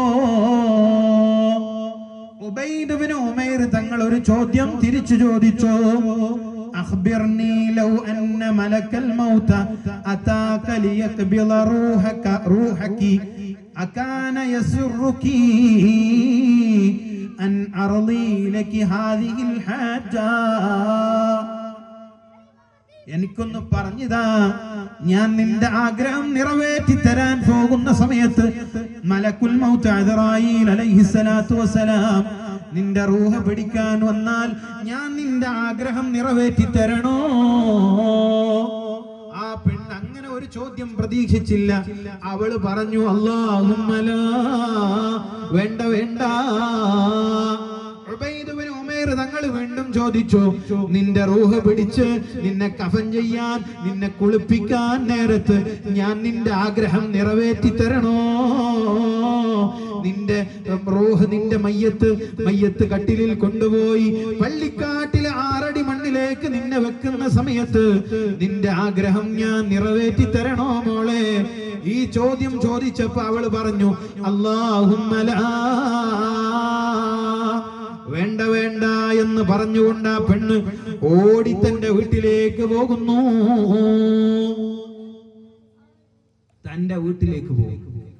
പിൽക്കാലത്ത് ഈ പെണ്ണിന്റെ ഭർത്താവ് പറയാണ്, മാലി വഴി ഉബൈദ് ഇബ്നു ഉമൈർ, എന്താ ഈ ഉബൈദ് ഇബ്നു ഉമൈർ കാണിച്ചത്? അഫ്സദ അല ഇംറഅതി, എന്റെ പെണ്ണിനെ നശിപ്പിച്ചല്ലോ എന്ന് പറഞ്ഞാൽ എങ്ങനെ നശിപ്പിച്ചു? അതിനുശേഷം ആ പെണ്ണിനെ ഭർത്താവിനെ കിട്ടുന്നില്ല. രാത്രി ഫുള്ള് നിസ്കാരം, പകല് ഫുള്ള് നോമ്പ്. ആ പെണ്ണങ്ങ് മാറിപ്പോയി. ഈ സമയത്ത് ആരും കാണാത്ത ഒരു മൂലയിൽ മക്കയിലെ ഏറ്റവും വലിയ സമ്പന്നയായ, ഏറ്റവും വലിയ സൗന്ദര്യവതിയായ ഒരു പെണ്ണിനോട് ഉബൈദ് ഇബ്നു ഉമൈർ കാണിച്ചതിന്റെ പേരാണ് അൽ ഖൗഫു മിനൽ ജലീൽ.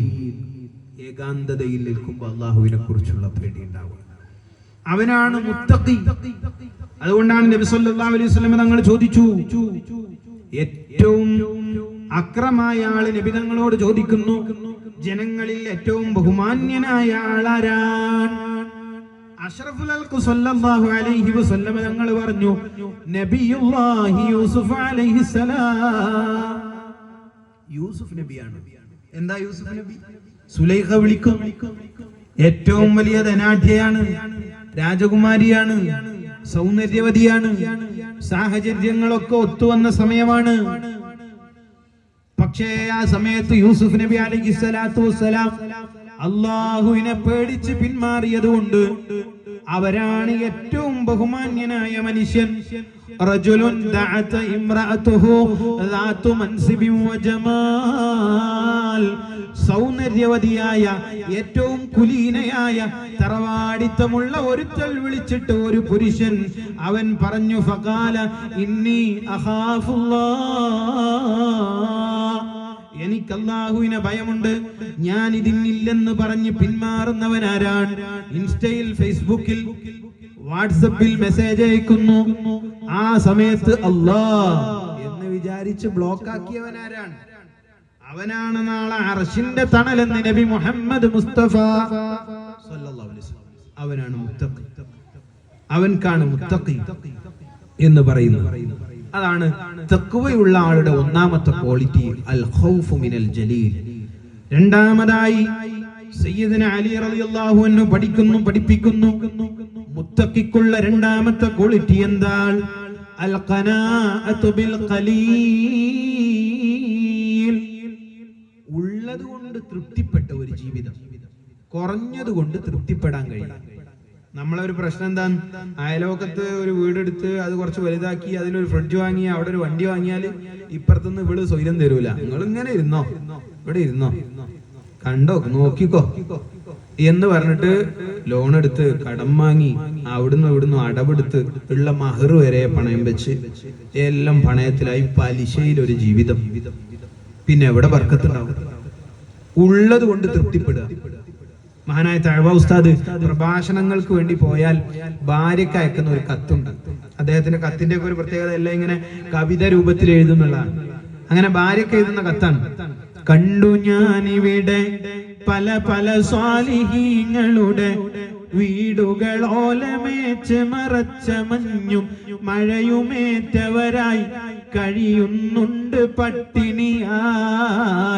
വലിയ കെട്ടിടവും മുറികളിലൊക്കെ സാധനവും വെറുമൊരു ഫാസിഖായ എനിക്ക് തന്നതിൽ ഞാൻ ഭയക്കുവതായി ഉള്ളും കിടുകിടുക്കുവതായി. അതിന്റെ ആദ്യത്തെ വരികളാണ്. ഞാനിവിടെ പ്രഭാഷണത്തിന് വന്നപ്പോ അവര് പറയാണ്, ഞാൻ പ്രഭാഷണത്തിന് വന്നപ്പോ ഇവിടെയുള്ള കുറെ ആളുകളുടെ വീടുകൾ ഓല മേച്ച് മറച്ച മഞ്ഞും മഴയും ഏൽക്കുന്ന വീടുകളാണ്. നമുക്ക് വലിയൊരു വീടില്ലേ, മുറികളിൽ മുഴുവൻ സാധനമില്ലേ, ഞാൻ അങ്ങനെ പേടിച്ചു പോവുകയാണ് എന്ന് പറയുന്നത് വിനയത്തിന്റെ വർത്താനാണ്. അദ്ദേഹത്തിന് കുറെ സമ്പത്ത് ഉണ്ടായിട്ടൊന്നല്ല. പക്ഷെ അദ്ദേഹം പറയാണ്, നമുക്ക് അങ്ങനെ വലുതൊക്കെ കിട്ടിയാലും ഞാൻ പേടിക്കാൻ. എന്നിട്ട് പറയാണ്, നീ കുറെ ഉണ്ട് എന്നതുകൊണ്ട് അഹങ്കരിക്കരുത്, ഒരു തുള്ളി വറ്റുപോലും കളയരുത്. കുട്ടികൾക്കൊക്കെ ഭക്ഷണം കൊടുക്കുമ്പോൾ ഞാനത് പറയാം, മക്കൾക്ക് ഭക്ഷണം കൊടുക്കുമ്പോൾ എത്ര കഴിക്കണേ നോക്കിയിട്ട് ഇട്ട് കൊടുക്കുക. കുറെ ഉണ്ടാക്കും, കുറെ ആക്കുന്നിട്ട് കളയുക. പണ്ടൊക്കെ ഉമ്മാര് ബാക്കി അയക്കലുണ്ട്, ഇപ്പൊ അതൊന്നും ഇല്ല. അങ്ങനെയുള്ളതൊക്കെ നഷ്ടപ്പെടുന്ന കാലാണ്. ആവശ്യത്തിന് കൊടുക്കുക, ബാക്കി കളയുന്ന ഒരു സ്വഭാവം ഉണ്ടാകരുത്. എത്ര പാവങ്ങൾ ഉണ്ടെന്നറിയോ? ഒരു നേരത്തെ അന്നത്തിന് വകയില്ലാതെ തെരുവോരങ്ങളിൽ കിടക്കുന്ന പട്ടിണി പാവങ്ങൾ. അവരുടെ കണ്ണീരൊപ്പാൻ കൂടി കഴിയണം, അവരെ സഹായിക്കാൻ കഴിയണം, അങ്ങനെ അവരോട് ചേർത്ത് നിൽക്കാൻ കഴിയണം. ആർത്തസ്വരം കേട്ടൊരു കാതു കാതു കാരുണ്യമോദീടിന ദൃഷ്ടി ദൃഷ്ടി സാന്തോക്തിയോദീടിന ജിഹ്വ ജിഹ്വ സാധുക്കളെ താങ്ങീടിന ബാഹു ബാഹു. പാവങ്ങളെ കേൾക്കാൻ കഴിയുന്ന ഒരു കണ്ണീരും ഒപ്പാത്ത ഹൃദയം കല്ലായി പോകരുത്. മനുഷ്യനാരാണ്? അവൻ കേൾക്കാൻ കഴിയുന്നവനാണ്. പാവങ്ങളെ കേൾക്കാനും കാണാനും അവരെ തലോടാനും അവരുടെ കൂടെ നിൽക്കാനും കഴിയുന്നവനാണ്. അല്ലാത്തതിനെ കൊണ്ട് എന്ത് കാര്യം? അതുകൊണ്ടാണ് അൽ ഖനാഅത്തു ബിൽ ഖലീൽ, കുറഞ്ഞതുകൊണ്ട് തൃപ്തിപ്പെടണം. ഉള്ളത് കൊണ്ട് തൃപ്തിപ്പെട്ട് ജീവിക്കുക എന്നത് മുത്തഖിക്കുണ്ടാവുന്ന ഒരു സ്വഭാവമാണ്. തഅവ ഉസ്താദ് ഭാര്യക്ക് പറയാം, ചോറ് കളയരുതേ, വിളമ്പി നിലത്ത് പൊഴിയരുതേ, ഒരു മണി അരിക്കു പെരിയവൻ കൊടുത്ത പദവിയും മഹത്വമേറിയതാ, ശിഫയത് മുഴുക്കനാക്കിയതാ. ഒരു തുള്ളി പോലും നീ കളയരുത്, ഒരു വറ്റ് പോലും നീ വെറുതെ വേസ്റ്റാക്കി കളയരുത് എന്ന് പ്രിയപ്പെട്ടവരെ ഓർമ്മിപ്പിക്കുകയാണ്. അത് ഓർമ്മിപ്പിച്ച് കുറെ ഉണ്ടത്, ഞാനത് വിശാലമായി അതിലേക്ക് കടക്കില്ല. അവിടെ അങ്ങനെ പറയുന്നു, നീ കഥകടക്കാതെ ഉറങ്ങരുത്, കഥകടക്കാതെ ഉറങ്ങരുതേ, നീ നോക്കാതെ ഞാനത് റെഡിക്കടച്ചെന്നുറപ്പ് പലരും നിനക്ക് തന്നാലും സകലതും അടഞ്ഞ് കണ്ടാലും അടുത്തു ചെന്നിടണേ, അടിമുടി പിടിച്ചു നോക്കിടണേ, അതിനുടെ കൊളുത്ത് സാക്ഷകൾ ശരിക്ക് വീണത് പിടിച്ചു നോക്കിടണേ, എന്നിട്ടുറപ്പിലെത്തിടണേ. കഥ കടക്കാതെ ഉറങ്ങരുത്. മക്കൾ പറയും, ഞാൻ ഉറങ്ങി, ഞാൻ അടച്ചിട്, മേലത്തെ വാതിൽ അടച്ചിനോടാ. ഓൻ പോയി നോക്കാനുള്ള മടിയുണ്ടേ. പക്ഷെ നീ അതൊക്കെ പോയി നോക്കണം, അടഞ്ഞിട്ടുണ്ടോ. പുറത്ത് നിന്നവരായി ആരോ തുറക്കുവാൻ വിളിയായി, എന്നാൽ ഒരിക്കലും അത് തുറക്കുവാൻ നീ മുതിർന്നു പോവരുതേ, ആരെന്നുറപ്പു കിട്ടാതെ. ആരെങ്കിലും വന്നിട്ട് തുറക്കാൻ വേണ്ടി കോണിംഗ് ബെൽ അടിക്കുമ്പോതിന് അത് കയറി ചെന്ന് തുറക്കരുത്. ആരാണ് നോക്കണം, നീ പോണ്ട സ്ഥലമാണോ എന്ന് അറിയണം. നിന്നെ കാണേണ്ടവളാണെങ്കിലേ നീ തുറക്കാവൂ, അല്ലാതെ നീ തുറക്കരുതേ. എന്നിട്ട് ദേവസ്ഥ പറയാ, നിനക്ക് തോന്നുന്നുണ്ടാവും ഇതൊക്കെ ഇപ്പൊ പറയേണ്ട കാര്യമുണ്ടോ, ഞാൻ ചെയ്യൂലേ. കാര്യമോ ശരിയ, പക്ഷെ നിനക്കിതും കളിയ, എന്നാൽ മുബശിറായ റസൂല് തന്നിത് പരസ്യമാക്കിയതാ, ഗൗരവമുണ്ട് കൂടിയതാ. ഇതൊരു വലിയ വിഷയമല്ല എന്ന് നിനക്ക് തോന്നരുത്. നബിതങ്ങൾ ഇങ്ങനെയൊക്കെ പഠിപ്പിച്ചിട്ടുണ്ട്, അതുകൊണ്ട് നീ ഇതൊക്കെ ശ്രദ്ധിക്കണം. പിന്നെയോ, പശു ചുരത്തുമ്പോൾ പാലു കറന്നെടുക്കുമ്പോൾ നിന്നുടെ കൂർത്ത നഖം ആ വീർത്ത മുലയിൽ കോർത്തു പോവരുതേ, അതിനെ അസഹ്യമാക്കരുതേ. പശുവിനെ ചുരത്തുമ്പോ പോലും നീ നോക്കണേ, അതിന് വിഷമാവരുത്, നീ നഖം വെട്ടണേ, നഖമൊക്കെ വെട്ടണേ. ഇങ്ങനെ എല്ലാ മേഖലയും പറഞ്ഞു കൊടുക്കാൻ. ഞാൻ അതിലേക്ക് വന്നതല്ല. ഒരു മണി പോലും കളയരുത് എന്ന് തയോസ്താദ് പറഞ്ഞു വെക്കുന്നതാ. അതാണ് അൽ ഖനാഅത്തു ബിൽ ഖലീൽ. ഉള്ളത് കൊണ്ട് തൃപ്തിപ്പെട്ട ഒരു ജീവിതം ഉണ്ടാവുക എന്നത് ഏറ്റവും വലിയ പ്രധാനമാണ്. അതിനുവേണ്ടിയുള്ള ജീവിതം ഉണ്ടാവണം. മഹാനായ അബൂ ഉബൈദത്ത് ബിൻ ജറാഹ് ബഹ്റൈനിൽ നിന്ന് മദീനയിലേക്ക് സകാത്ത് പിരിപ്പിച്ചു കൊണ്ടുവരികയാണ്. നിങ്ങൾ ഉറങ്ങുന്നുണ്ടോ? ഉറക്ക് വരുന്നുണ്ടേ പറയണേ. ഉറക്ക് വരുന്നുണ്ടേ പറയണോ. ഇതേപോലെ വേറെ ഒരു മൂലയിൽ പ്രസംഗിക്കാൻ പോയിന്, അതും കൂടി നിങ്ങൾക്ക് പറഞ്ഞുതരാം. ഏതായാലും നിങ്ങൾ ഉറക്ക് വരല്ലേ, കൂടി പറഞ്ഞുതരാം. വേറെ ഒരു മൂലയിൽ പ്രസംഗിക്കാൻ പോയി. അപ്പോ അയാൾ ഇതേമാതിരി കണ്ണടച്ച് പ്രസംഗിച്ചോലോ. കണ്ണ് തുറന്നു നോക്കുമ്പോ ഇങ്ങനെ ഓരോരുത്തരെ എഴുന്നേറ്റ് പോകുന്നവര് എല്ലാരും പോയിനോലോ.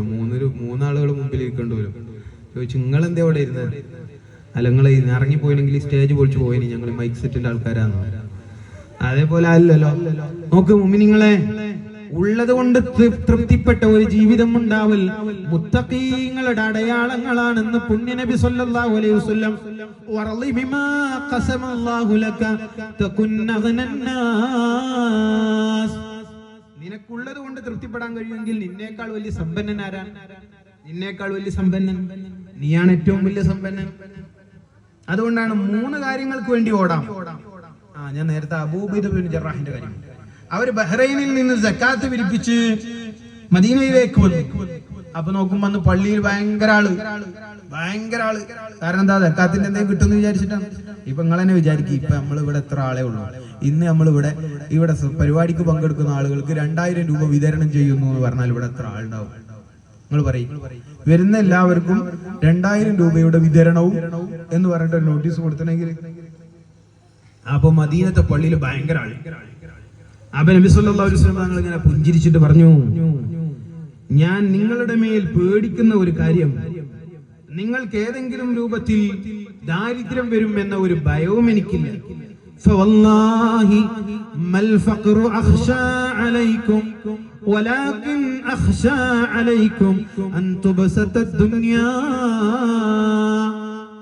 അല്ലാഹുവാണേ, ഞാൻ നിങ്ങളുടെ മേൽ പേടിക്കുന്ന ഒരു കാര്യം, നിങ്ങൾക്ക് ദാരിദ്ര്യത്തിന്റെ കൊടുമുടിയിൽ ഈ ഉമ്മത്ത് വീണു പോകുമെന്ന ഒരു ഭയവും എനിക്കില്ല.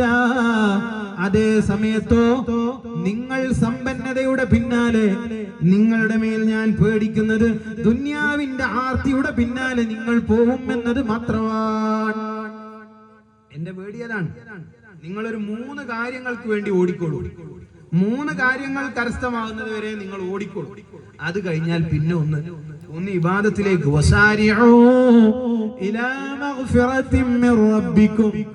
അള്ളാന്റെ മഗ്ഫിറത്തിലേക്ക് ഒന്ന് വേഗം വാ. ഇനി ഒന്ന് വെറുതെ കുറച്ച് നിസ്കാരവും ഇബാദത്തും കഴിഞ്ഞുകൂട്. എന്താണ് ആ 3 കാര്യം? മൻ അസ്ബഹ മിൻകും ആമിനം ഫീ സർബിഹി വമുആഫാ ഫീ ജസദിഹി ഇൻദഹു ഖൂതു യൗമിഹി. 3 കാര്യങ്ങൾ ഉണ്ടാവും. ഒന്ന്, പ്രഭാതത്തിൽ മഴ കൊള്ളാതെ വെയിലേൽക്കാതെ എഴുന്നേൽക്കാൻ പറ്റുന്ന ഒരു വീട് നിനക്കുണ്ടാവണം. ആ വീടിന് വേണ്ടി ഒന്ന് ഓടിക്കോ.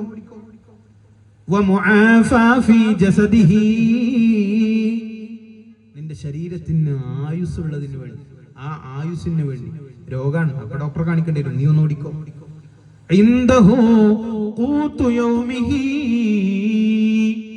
ആ ദിവസത്തെ ചെലവ്, അന്നുള്ള ചെലവിന് വേണ്ടതിന് നീ ഓടിക്കോ. അത് കഴിഞ്ഞാൽ നീ ഒന്ന് നിൽക്ക്. ആ ഓട്ടം ഒന്ന് നിർത്ത്. നമുക്ക് എത്ര കിട്ടിയാലും മതിയാവുന്നില്ല. 10 കിട്ടിയാൽ 100 മതിയെന്നും, 100 സഹസ്രം മതിയെന്നും, 1000 പണം കയ്യിലുണ്ടാകുമ്പോ ആയുധമാകിലാശ്ചര്യമെന്നതോ. യുവാക്കളൊന്നും ഇപ്പൊ ഇങ്ങനെ, ഇപ്പൊ എല്ലാരും വയസ്സന്മാരെ പോലെ ആയി. ഈ കോവിഡ് വെച്ച ശേഷം കിതപ്പും. ഒന്നാമത് ആരും അധ്വാനിക്കില്ല, പ്രത്യേകിച്ച് നമ്മൾ മൂല്യർക്ക് 3 ദാവാണ്. ഒന്ന് തൊള്ള, താടി, പിന്നെ തടി, ഇത് മൂന്നും വേണം. പണ്ട് ഇവിടെ മുട്ടലില്ലേ, ഇനിയിപ്പോ ഇവിടെ മുട്ടാൻ തുടങ്ങി. ഇത് പറയുമ്പോ എനിക്ക് മടിയുണ്ട്. പുണ്യ നബി സല്ലല്ലാഹു അലൈഹി വസല്ലം തങ്ങളുടെ നെഞ്ചിന്റെയും ഉദരത്തിന്റെയും ഭാഗം സമായിരുന്നു. ചില എക്സസൈസ് ഒന്നും ആരും എതിർത്തിട്ടൊന്നുമില്ല. എക്സസൈസ് അത്തരം ചില ആരോഗ്യപരമായ കാര്യങ്ങൾ അതൊക്കെ ചെയ്യേണ്ട തന്നെ. നബി തങ്ങളും ആയിഷ ബീവിയും നടത്തിയിട്ടില്ലേ? ഓട്ട മത്സരം നടത്തിയെന്നല്ലേ? ഓട്ട മത്സരം നടത്തിയിട്ട് ആദ്യത്തെ പ്രാവശ്യം ആയിഷ ബീവി പറയാണ്, ഞാൻ ജയിച്ചു. പിന്നെ ഫലമ്മാ ലഹ്മത്ത്, എനിക്കൊന്ന് തടി വെച്ചു. തടിയൊക്കെ കൂടി പിന്നീട് ഒരിക്കൽ കൂടി നബി പറഞ്ഞു, എന്താ ഇനിയും ഉണ്ടോ നീ, നമുക്കൊന്ന് ഓട്ട മത്സരം നടത്താം. അങ്ങനെ രണ്ടാമത് ഞങ്ങൾ ഓട്ട മത്സരം നടത്തി. ഫസബഖ്തുഹു അലയ്യ, നബി തങ്ങൾ എന്നെ വിജയിച്ചു കളഞ്ഞു. എന്നിട്ട് നബി കുറെ അങ്ങ് മുമ്പിൽ ജയിച്ചതിന് ശേഷം അവിടുന്ന് വിളിച്ചു പറഞ്ഞു, ആയിഷ ഹാദിഹി ലിതിൽക സബഖ, ഹാദിഹി ലിതിൽക സബഖ. ആയിഷ, ഇത് അന്നത്തേന് പകരാണ് കേട്ടോ. അപ്പൊ എല്ലാം അങ്ങനെ നിരോധിച്ചൊന്നുമല്ല, നമ്മളിങ്ങനെ ഇരുന്ന് ഇതാവണമെന്നില്ല. ഇനിയിപ്പോ നാളെ റോഡ് മുഴുവൻ നടക്കണം എന്നല്ല പറഞ്ഞത്. അതുകൊണ്ട് തന്നെ 4 കാര്യങ്ങൾ, അതിൽ അള്ളാഹുവിന്റെ ചിന്തയില്ലെങ്കിൽ പോലും അതിൽ തെറ്റില്ല എന്ന് പറഞ്ഞു. 4 കാര്യങ്ങൾ. ഒന്ന്, അൽ മശിയു ബൈനൽ അർളൈൻ, ഒരു വഴി ദൂരം നടക്കുക, രാവിലെ ആയാലും വൈകുന്നേരം ആയാലും തടി അനങ്ങുക, അത് നല്ല കാര്യമാണ്. അതല്ലാത്ത എല്ലാം ലഘുവാണെന്ന് പറഞ്ഞു. 4 കാര്യങ്ങളിൽ നിങ്ങൾക്ക് അങ്ങനെ ചിന്തയിലും പ്രശ്നമില്ല എന്ന് പറഞ്ഞു. ഒന്ന്, അൽ മശിയു ബൈനൽ അർളൈൻ, ഒരു വഴി ദൂരം അങ്ങോട്ട് കൂടെ നടക്കുക. രണ്ടാമത്തെ പറഞ്ഞത് കുതിര സവാരി. ഇന്നിപ്പോ കുതിര അല്ലല്ലോ, ഇപ്പൊ ഡ്രൈവിംഗ് പഠിക്കുക, ഡ്രൈവിംഗ്. 3, നീന്തൽ, അമ്പെയ്ത്ത്. ഈ 4 കാര്യങ്ങളാണ്. ഇതൊക്കെ നബി തങ്ങൾ ചെയ്തിട്ടുള്ളതാണ്. ഞാൻ അങ്ങനെ പോയാൽ അവിടെ വരെ എത്തും. അപ്പൊ മുഅ്മിനീങ്ങളെ ഞാനത് ഉണർത്തി എന്ന് മാത്രം. അപ്പൊ അൽ ഖനാഅതു ബിൽ ഖലീൽ, ഉള്ളത് കൊണ്ട് തൃപ്തിപ്പെടാൻ കഴിയുക എന്നതാണ് ഏറ്റവും വലിയ പ്രാധാന്യമുള്ള കാര്യം. നബി സല്ലല്ലാഹു അലൈഹി വസല്ലം തങ്ങളുടെ അധ്യാപനങ്ങളിൽ നിന്ന് പലതും നമുക്ക് കാണാം.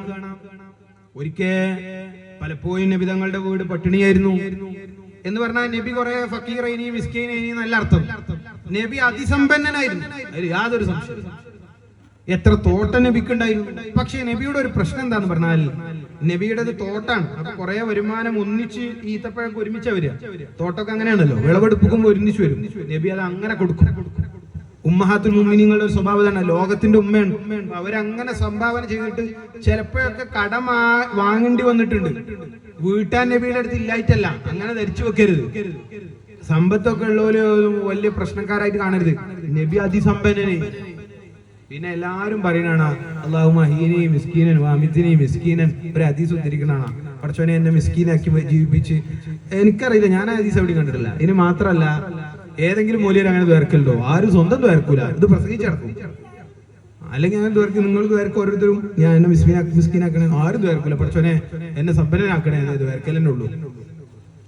അപ്പൊ മുഅ്മിനീങ്ങളെ സമ്പത്ത് ഉണ്ടാവുക എന്നുള്ള വലിയ തെറ്റല്ല. അപ്പൊ നബി പക്ഷേ ഇല്ല എന്നതുകൊണ്ട് കടവും കടക്കണി ഉണ്ടാക്കലല്ല. ചിലപ്പോഴൊക്കെ പട്ടിണിയായിട്ടുണ്ട്. അങ്ങനെ കുറെ ദിവസം പട്ടിണിയായപ്പോ ആയിഷ ബീവി ഒരു ദിവസം ബൈത്തുൽ മാലിൽ കുറച്ച് സ്വത്ത് വന്നപ്പോ നബിയോട് പറഞ്ഞു, നബിയെ ബൈത്തുൽ മാലിൽ നമുക്ക് കുറച്ചെടുത്തൂടെ? വിറക് പുകക്കാതെ വെറുതെ ഇങ്ങനെ അടുപ്പിൽ വിറക് പുകച്ച് സ്വഹാബത്തിന് നമ്മളിങ്ങനെ കാണിക്കണ്ടല്ലോ ഭക്ഷണം ഉണ്ടാക്കുന്നുണ്ട്, ഇന്ന് നമുക്കൊന്ന് ഭക്ഷണം ഉണ്ടാക്കിക്കൂടെ? അപ്പൊ നബിക്ക് അത് ഇഷ്ടപ്പെട്ടില്ല. പൊതുസ്വത്തിൽ നിന്ന് കൈകാര്യം ചെയ്യുമ്പോ അതീവ സൂക്ഷ്മത വേണം എന്ന് പഠിപ്പിച്ച നബി തങ്ങളുടെ മുഖം അങ്ങനെ വിവർണമായി. ജിബ്രീൽ എന്ന മലക്ക് ഇറങ്ങി വന്നുകൊണ്ട് അള്ളാന്റെ റസൂലിനെ ഓതി കേൾപ്പിച്ചു. നബി തങ്ങൾ ആയിഷ ബീവിയോട് പറഞ്ഞു, യാ ആയിഷ ഇന്നി ഉരീദു അൻ അദ്കുരി ലകി അംറാ ഫലാ തഖ്ലി ഫീഹി ശൈആ ഹത്താ തസ്തഅമുരി അബവൈകി. ആയിഷ, ഞാൻ നിന്നോട് ഒരു കാര്യം പറയാം, നീ പെട്ടെന്ന് കേറി അതിനൊരു തീരുമാനമെടുക്കരുത്. ഹത്താ തസ്തഅമുരി അബവൈകി, നിന്റെ വാപ്പയോട് നിന്റെ ഉമ്മയോട് നിനക്ക് ഏറ്റവും പ്രിയപ്പെട്ട നിന്റെ ഉപ്പയോടും ഉമ്മയോടും കൂടിയാലോചന നടത്തിയതിന് ശേഷമേ അതിൽ നീ ഒരു തീരുമാനമെടുക്കാവൂ. ആയിഷ ബീവി ആകെ വെപ്രാളപ്പെട്ടു. ഇതുവരെ പറയാത്ത ഒരു കാര്യമാണ് നബി പറയുന്നത്. എന്താണ് നബിയെ? നബി തങ്ങൾ ഇത് തന്നെ ആവർത്തിച്ചു പറഞ്ഞു, ആയിഷ നിന്നോട് ഞാനൊരു കാര്യം പറയാം ആയിഷ, പെട്ടെന്ന് നീ ഒരു തീരുമാനം എടുക്കരുത് ആയിഷ, നിന്റെ ഉപ്പയോട് നിന്റെ ഉമ്മയോട് കൂടി ആലോചന ചെയ്യണം ആയിഷ. 3 പ്രാവശ്യം പറഞ്ഞതിന് ശേഷം ഹബീബായ തങ്ങൾ ഓതി കേൾപ്പിച്ചു, യാ അയ്യുഹല്ലദീന ആമനൂ يا أيها النبي قل لأزواجك إن كنتن تردن الحياة الدنيا وزينتها فتعالين أمتعكن وأسرحكن سراحا جميلا. عائشة, നിനക്ക് ഈ ദുനിയാവിന്റെ ആഗ്രഹമാണ് ഉള്ളതെങ്കിൽ അള്ളാഹു പറയുന്നു, നിങ്ങൾക്ക് വേണ്ടതെല്ലാം ഞാൻ നൽകാം. പക്ഷേ ആഖിറത്തിൽ വരുമ്പോ ഒന്നുമില്ല കേട്ടോ. ഉപ്പാനോട് ചോദിച്ചിട്ട് തീരുമാനം എടുത്താൽ മതി. ഇവിടെ എന്തെങ്കിലും വേണോ? ബൈത്തുൽ മാലിന് സ്വത്ത് ആണെങ്കിൽ ഉപ്പാനോട് പറഞ്ഞിട്ട് നമുക്ക് തീരുമാനം എടുക്കാം. ആയിഷ ബീവി പൊട്ടിക്കരഞ്ഞുപോയി. ഈ വിഷയത്തിൽ എന്റെ വാപ്പയോട്, എന്റെ ഉമ്മയോട്, അബൂബക്കർ സിദ്ദീഖിനോടൊന്ന് മുശാവറ നടത്തിയാൽ പിന്നെ അങ്ങേക്ക് ഭാര്യയായി ആയിഷത്തു സിദ്ദീഖ ഇല്ല നബിയേ. വർളി ബിമാ ഖസമല്ലാഹു ലക തകുൻ അഗ്നന്നാസ്. ഉള്ളത് കൊണ്ട് തൃപ്തിപ്പെട്ട ഒരു ജീവിതം ഉണ്ടാവുക എന്നുള്ളതാണ്. അത് ഏറ്റവും പ്രാധാന്യമുള്ള കാര്യമാണ്. അതിനു വേണ്ടിയിട്ടായിരിക്കണം ഒരു മുഅ്മിനിന്റെ ജീവിതം അങ്ങനെ തയ്യാറാവണം. രണ്ട് കാര്യങ്ങൾ ഞാൻ പറഞ്ഞു. ഒന്ന്, ഏകാന്തതയിൽ റബ്ബിനെ പേടിക്കണം.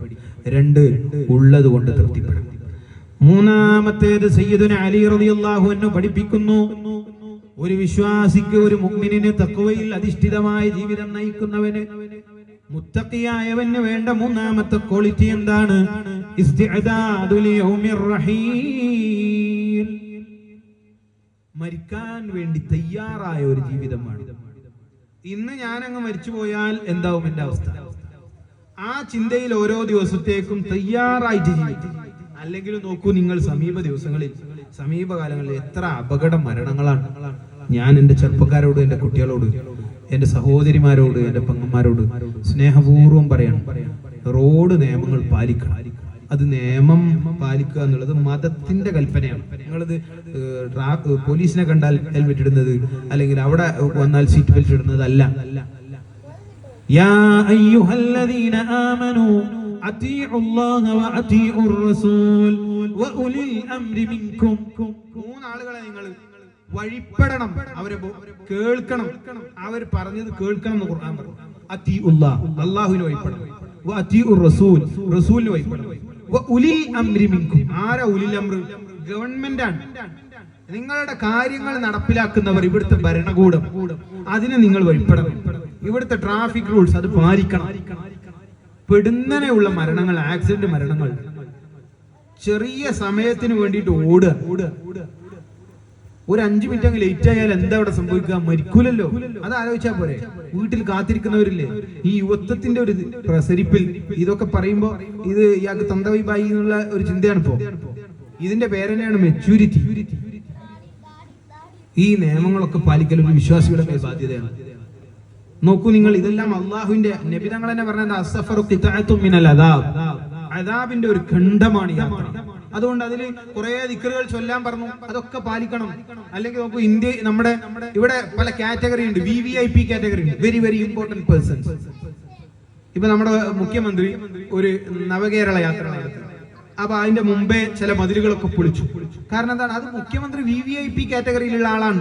അപ്പൊ അവർക്ക് SPG commandos, special protection group എന്ന് പറയുന്ന അവരുടെ ഒരു നിർദ്ദേശം പാലിച്ച് യാത്ര ചെയ്യാൻ പറ്റൂ.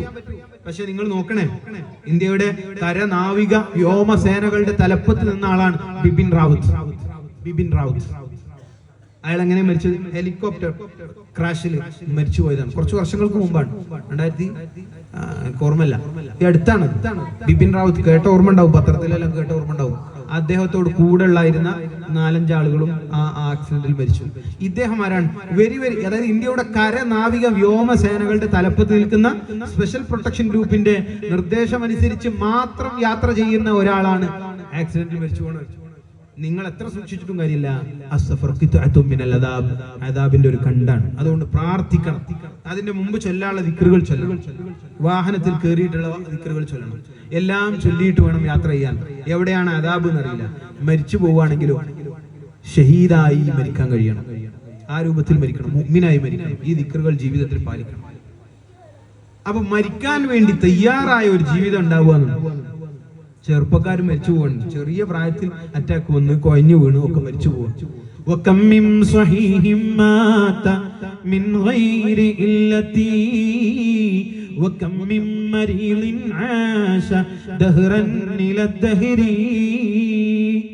എത്ര യുവാക്കൾ ഒരു പ്രശ്നവുമില്ലാതെ അങ്ങനെ നടന്നു നീങ്ങുന്നവർ പെടുന്നനെ മരിച്ചു പോകുന്നത് നിങ്ങൾ കാണുന്നില്ലേ? എത്ര വയോവൃദ്ധന്മാർ ഇന്നല്ലെങ്കിൽ നാളെ മരിക്കും എന്ന് വിചാരിച്ച് ഗുളിക കുടിച്ച് ഇങ്ങനെ ജീവിച്ചു പോകും. ഒരു പ്രശ്നമില്ല, കൊല്ലങ്ങളായിട്ട് പോലെ അങ്ങനെ ജീവിച്ചു പോകും. ഇതൊന്നും കണ്ടിട്ടും നിങ്ങൾക്ക് മരണത്തിന് വേണ്ടി തയ്യാറായ ഒരു ജീവിതം നയിക്കാനായില്ലയോ? മഹാനായ അബൂബക്കർ ഇബ്നു അയ്യാഷ് റളിയല്ലാഹു അൻഹു വഫാത്താകുമ്പോ തന്റെ സഹോദരി അടുത്ത് വന്ന് നിന്ന് കരയുകയാണ്. എന്റെ സഹോദരൻ മരിക്കാൻ പോവുകയാണല്ലോ എന്ന വിഷമത്തിൽ കരയുന്ന സഹോദരിയോട് അബൂബക്കർ ഇബ്നു അയ്യാഷ് റളിയല്ലാഹു അൻഹു പറയുന്നു, എന്റെ പെങ്ങളെ ലാ തബ്ഖീ فقد ختم أخوك في تلك الزاوية 18,000 ختما. എന്റെ പെങ്ങളെ നീ കരയേണ്ടതില്ല. നിന്റെ ഈ സഹോദരൻ നമ്മുടെ ഈ വീടിന്റെ ഈ സാവിയത്തിൽ ഈ മൂലയിൽ നിന്നുകൊണ്ട് 80,000 വരുന്ന ഖത്മോദിയിട്ടുണ്ട്. അവർ എന്നെയും കൊണ്ട് സ്വർഗത്തിലേക്ക് ആനയിക്കാൻ വരുന്ന മാലാകമാർ. യാ അയ്യതുഹൻ നഫ്സുൽ മുത്മഇന്ന ഇർജിഇ ഇലാ റബ്ബികി റാളിയതൻ മർളിയ ഫദ്ഖുലി ഫീ ഇബാദി വദ്ഖുലി ജന്നതി. സ്വർഗത്തിലേക്ക് അങ്ങനെ ആനയിക്കാൻ വരുന്ന സ്വർഗീയ മാലാകമാരെ ഞാൻ കാണുന്നുണ്ട് എന്റെ പെങ്ങളെ എന്ന് പറഞ്ഞു അബൂബക്കർ ഇബ്നു അയ്യാഷ്. നമുക്ക് എന്ത് അവകാശപ്പെടാനുണ്ട്? ഈ സഹാബത്ത്, ഈ താബിഈങ്ങൾ, ഈ മഹാരഥന്മാർ മരിച്ചുപോയ വഴിയെ പോകാൻ അവർ കൊതിച്ച, അവർ കിടക്കുന്ന സ്വർഗത്തിന്റെ അവരുടെ ചരിപ്പടിയുടെ മണ്ണാവാനെങ്കിലും മണൽ ചരിയാവാനെങ്കിലും നമുക്ക് അവകാശമുണ്ടോ? എന്റെ ഉമ്മമാർ, എന്റെ ശബ്ദം കേൾക്കുന്ന എന്റെ സഹോദരിമാരെ, ഇന്നത്തെ രാത്രി കൊണ്ടൊരു തീരുമാനം മനസ്സിലെടുക്കണേ. ഈ റമളാന്റെ ഞാൻ ഖിറാഅത്തിലേക്ക്, ഖുർആനിലേക്ക്, അങ്ങനെ എന്റെ ഹൃദയത്തിന്റെ വിശുദ്ധിയിലേക്ക്, എന്റെ എല്ലാ നിരക്കുള്ള ചിന്തകളിൽ നിന്നും മാറി മരണസ്മരണയിലേക്ക് ഞാൻ ഇതാ കിടക്കുന്നു. ആ ചിന്തയിലേക്ക് വരാൻ നമ്മുടെ ഈ രാത്രി ഉതകണം. അല്ലാഹു അതിന് തൗഫീഖ് നൽകട്ടെ. മൂന്നാമത്തെ കാര്യം ഇസ്തിഅദാദുൽ യൗമിർ റഹീൽ, മരിക്കാൻ വേണ്ടി തയ്യാറായ ഒരു ജീവിതം ഉണ്ടാവുക. ഉസ്മാൻ റളിയല്ലാഹു അൻഹു പറഞ്ഞില്ല 5 കാര്യങ്ങൾ നിങ്ങൾ എപ്പോഴും പേടിക്കണമെന്നാണ്. 5 കാര്യങ്ങൾ. ഒന്ന്, അള്ളാഹുവിന്റെ ഭാഗത്ത് നിന്നാണ്. എന്താണ്? യൂഖദ മിൻഹുൽ ഈമാൻ. ഈമാൻ എപ്പോഴാ പിടിക്കുക എന്നറിയില്ലല്ലോ. എപ്പോഴാണ് ഈമാൻ പിടിക്കുക എന്നറിയില്ലല്ലോ. മഹാനായ അബ്ദുറഹ്മാൻ ബിൻ അഹ്മദ് എന്നവർ പറയാ, ഞാൻ ഇങ്ങനെ കഅബ തവാഫ് ചെയ്യുമ്പോൾ ഒരാളെ കണ്ടു. അയാൾ ദ്വാരക്കുന്നു, അല്ലാഹുവേ അല്ലാഹുമ്മ അഖ്രിജ്നി മിനദ് ദുനിയ മുസ്ലിമ. അയാൾ ഒറ്റ കാര്യം ദ്വാരക്കണുള്ളൂ, പടച്ചോനെ എന്നെ ദുനിയാവൊന്ന് മുസ്ലിമാക്കി മരിപ്പിക്കണേ, ദുനിയാവൊന്ന് മുസ്ലിമാക്കി മരിപ്പിക്കണേ. ഞാൻ അയാളോട് ചോദിച്ചു, കഅബയിൽ ഇത്ര അടുത്തുനിന്ന് ഒരു അവസരം കിട്ടിയിട്ട് ഇത് മാത്രമേ നിങ്ങൾക്ക് ചോദിക്കാനുള്ളൂ? അപ്പൊ അയാൾ പറഞ്ഞു, എനിക്കൊരു സഹോദരൻ ഉണ്ടായിരുന്നു. ഞാൻ വിഷയത്തിലേക്ക് ചുരുക്കി അവസാനിപ്പിക്കുകയാണ്. എനിക്കൊരു സഹോദരൻ ഉണ്ടായിരുന്നു. 40 വർഷം പുണ്യനബിയുടെ പള്ളിയിൽ ബാങ്ക് വിളിച്ച മുഅദ്ദിന, അതീവ ശ്രേഷ്ഠതയുള്ള പദവിയിൽ നിൽക്കുന്ന ആളാണ് മുഅദ്ദിന. 40 വർഷം. പക്ഷെ മരിക്കുന്ന സമയത്ത് എന്റെ സഹോദരൻ, എന്റെ മൂത്ത സഹോദരൻ എല്ലാവരെയും വിളിച്ചു ചേർത്തിട്ട് ഞങ്ങളെല്ലാവരെയും വിളിച്ചു ചേർത്തിട്ട് പറഞ്ഞു, ഞാൻ ഇങ്ങനെ മരിക്കാൻ പോവാണ്, പക്ഷേ ഞാൻ നിങ്ങൾക്കൊന്നും അനന്തരം വെച്ചില്ല.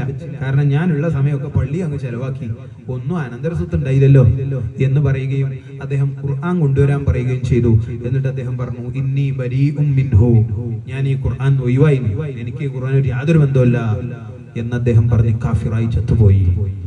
ഇത് ഞാൻ കണ്ടു. അതുകൊണ്ട് എനിക്ക് പേടിയാണ്. എപ്പോഴാണ് ഈമാൻ നഷ്ടപ്പെടുക എന്നൊരു മുഅ്മിനിന് പേടി വേണം. ഉസ്മാൻ ഇബ്നു അഫ്ഫാൻ റളിയല്ലാഹു അൻഹു പറയുന്നു, രണ്ടാമതായി ഒരു മുഅ്മിന് പേടിക്കേണ്ടത് ഹഫളത്തിന്റെ മാലാഖമാരെ പേടിക്കണേ. എല്ലാം എഴുതുന്ന 2 മാലാഖമാരുണ്ട്, ഹഫളത്ത്. അവരെ എന്തിനാ പേടിക്കേണ്ടത്? അവർ നാളെ ഖിയാമത്ത് നാളിൽ വരുമ്പോ എല്ലാവരുടെ മുമ്പിലും എന്നെ വഷളാക്കുമോ എന്ന ഭയം വേണം.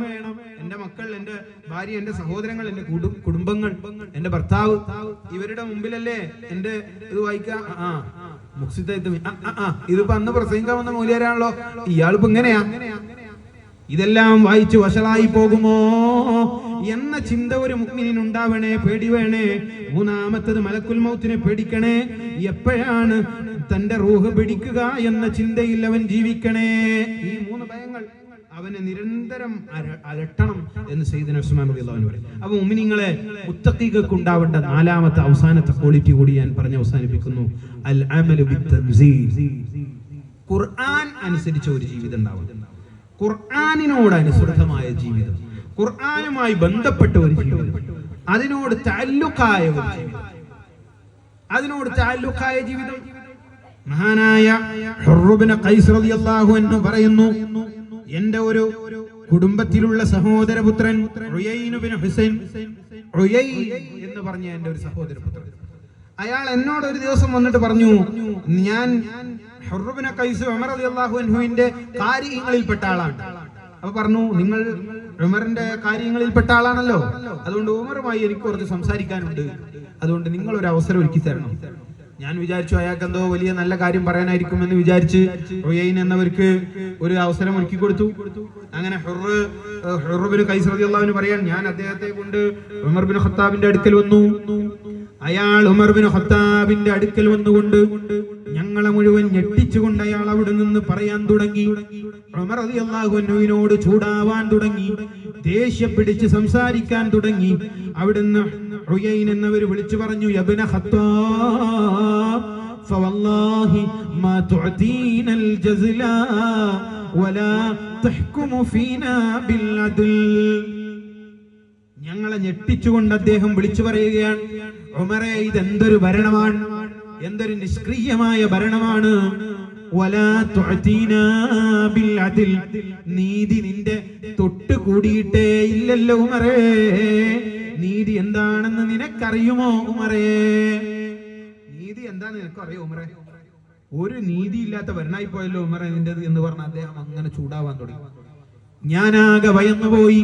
എന്റെ കുടുംബക്കാരനാണ്, ആ നിലക്കാണ് ഞാൻ അദ്ദേഹത്തിന് പ്രത്യേകമായി ഞങ്ങളുടെ ഖിറാഅത്തിന്റെ സദസ്സിൽ അവസരം കൊടുത്തത്. അയാൾ വന്നുകൊണ്ട് ലോകത്ത് നീതിയുടെ ഏറ്റവും വലിയ പര്യായമായ, ഏറ്റവും വലിയ ഉദാഹരണങ്ങളുടെ സീമയായ സയ്യിദുനാ ഉമർ റളിയല്ലാഹു അൻഹുവിനെ ആക്ഷേപിക്കാൻ തുടങ്ങുകയാണ്. ഗാന്ധി പോലും പറഞ്ഞില്ലേ, as I pictured him before my mental eye walking to Jerusalem. ജെറുസലേമിലേക്ക് Umar നടന്നു പോകുന്നത് ആസ് ഐ പിക്ചേർഡ്, ഞാൻ ഇപ്പോഴും ഇങ്ങനെ കാണാൻ. കാരണം എന്താണ്? ജെറുസലേമിൽ അവിടെ ഫലസ്തീനിൽ ജൂതർ, ക്രൈസ്തവർ അവരെ കാത്തിരിക്കാൻ. അപ്പൊ ഉമർ അങ്ങനെ ഒരു പാവത്തെ പോലെ കടന്നു വന്നു റളിയല്ലാഹു അൻഹു. എന്നിട്ട് അവിടെ നിസ്കാരത്തിന്റെ സമയമായപ്പോ ക്രിസ്ത്യാനികൾ പറഞ്ഞു, ഞങ്ങളെ ചർച്ചിന്റെ ഒരു ഭാഗത്ത് നിസ്കരിച്ചോളൂ. അപ്പൊ ഉമർ റളിയല്ലാഹു അൻഹു പറഞ്ഞു, ഇല്ല, ഞാൻ ഇവിടെ നിസ്കരിച്ചാൽ lest succeeding generation might come into claim to a mosque.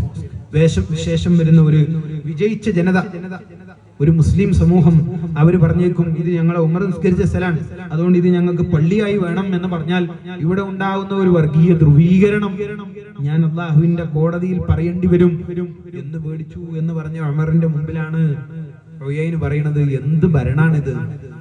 ഞാനാകെ ഭയന്നു. എന്തുകൊണ്ട് ഉമറിനെ എങ്ങനെ ക്ഷമിപ്പിക്കാമെന്ന് ഞാൻ ചിന്തിച്ചു. ഉമർ ഇസ്ലാമിലേക്ക് വന്നത് ഖുർആൻ കേട്ടുകൊണ്ടാണ്. ഉമറിന് ഖുർആനിനേക്കാൾ വലുതല്ല ഖുർആനിനേക്കാൾ വലുതല്ല ഒന്നും എന്ന് ഞാൻ ചിന്തിച്ചു. എന്നിട്ട് ഞാൻ ഒരു ആയത്ത് അവിടുന്ന് ഓതി, ഖുദിൽ അഫ്വ വഅ്മുർ ബിൽ ഉർഫി വഅഅ്രിദ് അനിൽ ജാഹിലീൻ. ഖുദിൽ അഫ്വ, വിട്ടുവീഴ്ചയെ നീ പിടിക്കണേ. വഅ്മുർ ബിൽ ഉർഫ്, നന്മ കൊണ്ട് കൽപ്പിക്കണേ. വഅഅ്രിദ് അനിൽ ജാഹിലീൻ, അശ്രദ്ധരായ ജാഹിലീങ്ങളായ പടുവിട്ടികളോട് സംസാരിക്കാൻ നീ നിൽക്കരുതേ. ഇത് ഞാൻ അങ്ങ് പറഞ്ഞപ്പോ കാന വഖാഫൻ ഇൻദ കിതാബില്ലാഹ്, അല്ലാഹുവിന്റെ കിതാബിന്റെ മുമ്പിൽ, ആ ആയത്തുകളുടെ മുമ്പിൽ ഉമർ അങ്ങനെ പൊട്ടിക്കരഞ്ഞു നിന്നുപോയി എന്ന് ഹുർർ ഇബ്നു ഖൈസ്. ഇതിന്റെ പേരാണ് അമലു ബിത്തൻസീൽ. ഇതുള്ളവരാണ് മുത്തഖീൻ. ഈ സ്വഭാവ ഗുണങ്ങൾ നമ്മളിൽ ഉണ്ടാവണം. അള്ളാഹു അതിന് തൗഫീഖ് നൽകട്ടെ. മുഅ്മിനീങ്ങളെ, ഖുർആൻ മുത്തഖീങ്ങൾക്ക് 3 ഉദാഹരണങ്ങൾ പറഞ്ഞു. അത് ഒറ്റ മിനിറ്റിൽ ഞാൻ പറഞ്ഞ് അവസാനിപ്പിക്കാൻ. 3 അടയാളങ്ങൾ മുത്തഖീങ്ങൾക്കുണ്ട്. الذين ينفقون في السراء والضراء والقاظمين الغيظ والعافين عن الناس. ഈ മൂന്ന് ഗുണങ്ങൾ മുത്തഖീങ്ങൾ ആരാണ് എന്ന് ഖുർആൻ പറഞ്ഞു ഗുണങ്ങളാണ്. الذين ينفقون في السراء والضراء, അവർ സറാഇന്റെ കാലത്തും ലറാഇന്റെ കാലത്തും ചെലവഴിക്കുന്നവരാണ്. സറാ എന്ന് പറഞ്ഞാൽ എന്താണ്? ലറാ പ്രതിസന്ധിയുടെ കാലത്തും സാമ്പത്തിക അഭിവൃദ്ധി ഉണ്ടായപ്പോഴും അവർ ചെലവഴിക്കും. ചിലര് നല്ല സമ്പത്ത് ഉണ്ടാകുമ്പോൾ നല്ലോണം വാരിക്കോരി കൊടുക്കും. ചെറിയ എന്തെങ്കിലും ബിസിനസ്സിൽ ചെറിയൊരു വിഷയം വന്നാൽ മതി, പിന്നെ മതമേഖലയിൽ നിന്ന് വിട്ടുപോകും. പിന്നെ ഈ മേഖലക്കോല കിട്ടൂല, 10ന്റെ ഉപകാരം. ഉള്ളപ്പോഴും ഇല്ലാത്തപ്പോഴും ഉള്ളതുപോലെ കഴിയുന്ന പോലെ കൊടുക്കും. മുത്തഖീങ്ങളുടെ ഖുർആൻ പറഞ്ഞ രണ്ടാമത്തെ ഒരു ഉപമ ഒന്ന്, അല്ലദീന യുൻഫിഖൂന ഫിസ്സറാഇ വൽളറാ, അവർ പ്രതാപ ഐശ്വര്യങ്ങളുടെയും പ്രതിസന്ധികളുടെയും കാലത്ത് സംഭാവന ചെയ്യുന്നവരാണ്. മറ്റൊന്ന് വൽ ഖാദിമീനൽ ഗൈദ്, ദേഷ്യം കടിച്ചു പിടിക്കുന്നവരാണ്. കുറെ എന്തെങ്കിലും ഒരു സംഭവം നടന്നു, ആകെ പ്രശ്നമാക്കി, ഒച്ചപ്പാടും കോലാഹലവും പ്രതിസന്ധികളും, പിന്നെ ഇനിയിപ്പോ സാരിയിലാണ് ക്ഷണിച്ചേക്ക എല്ലാം കഴിഞ്ഞിട്ട് വലിയ കാര്യമായി.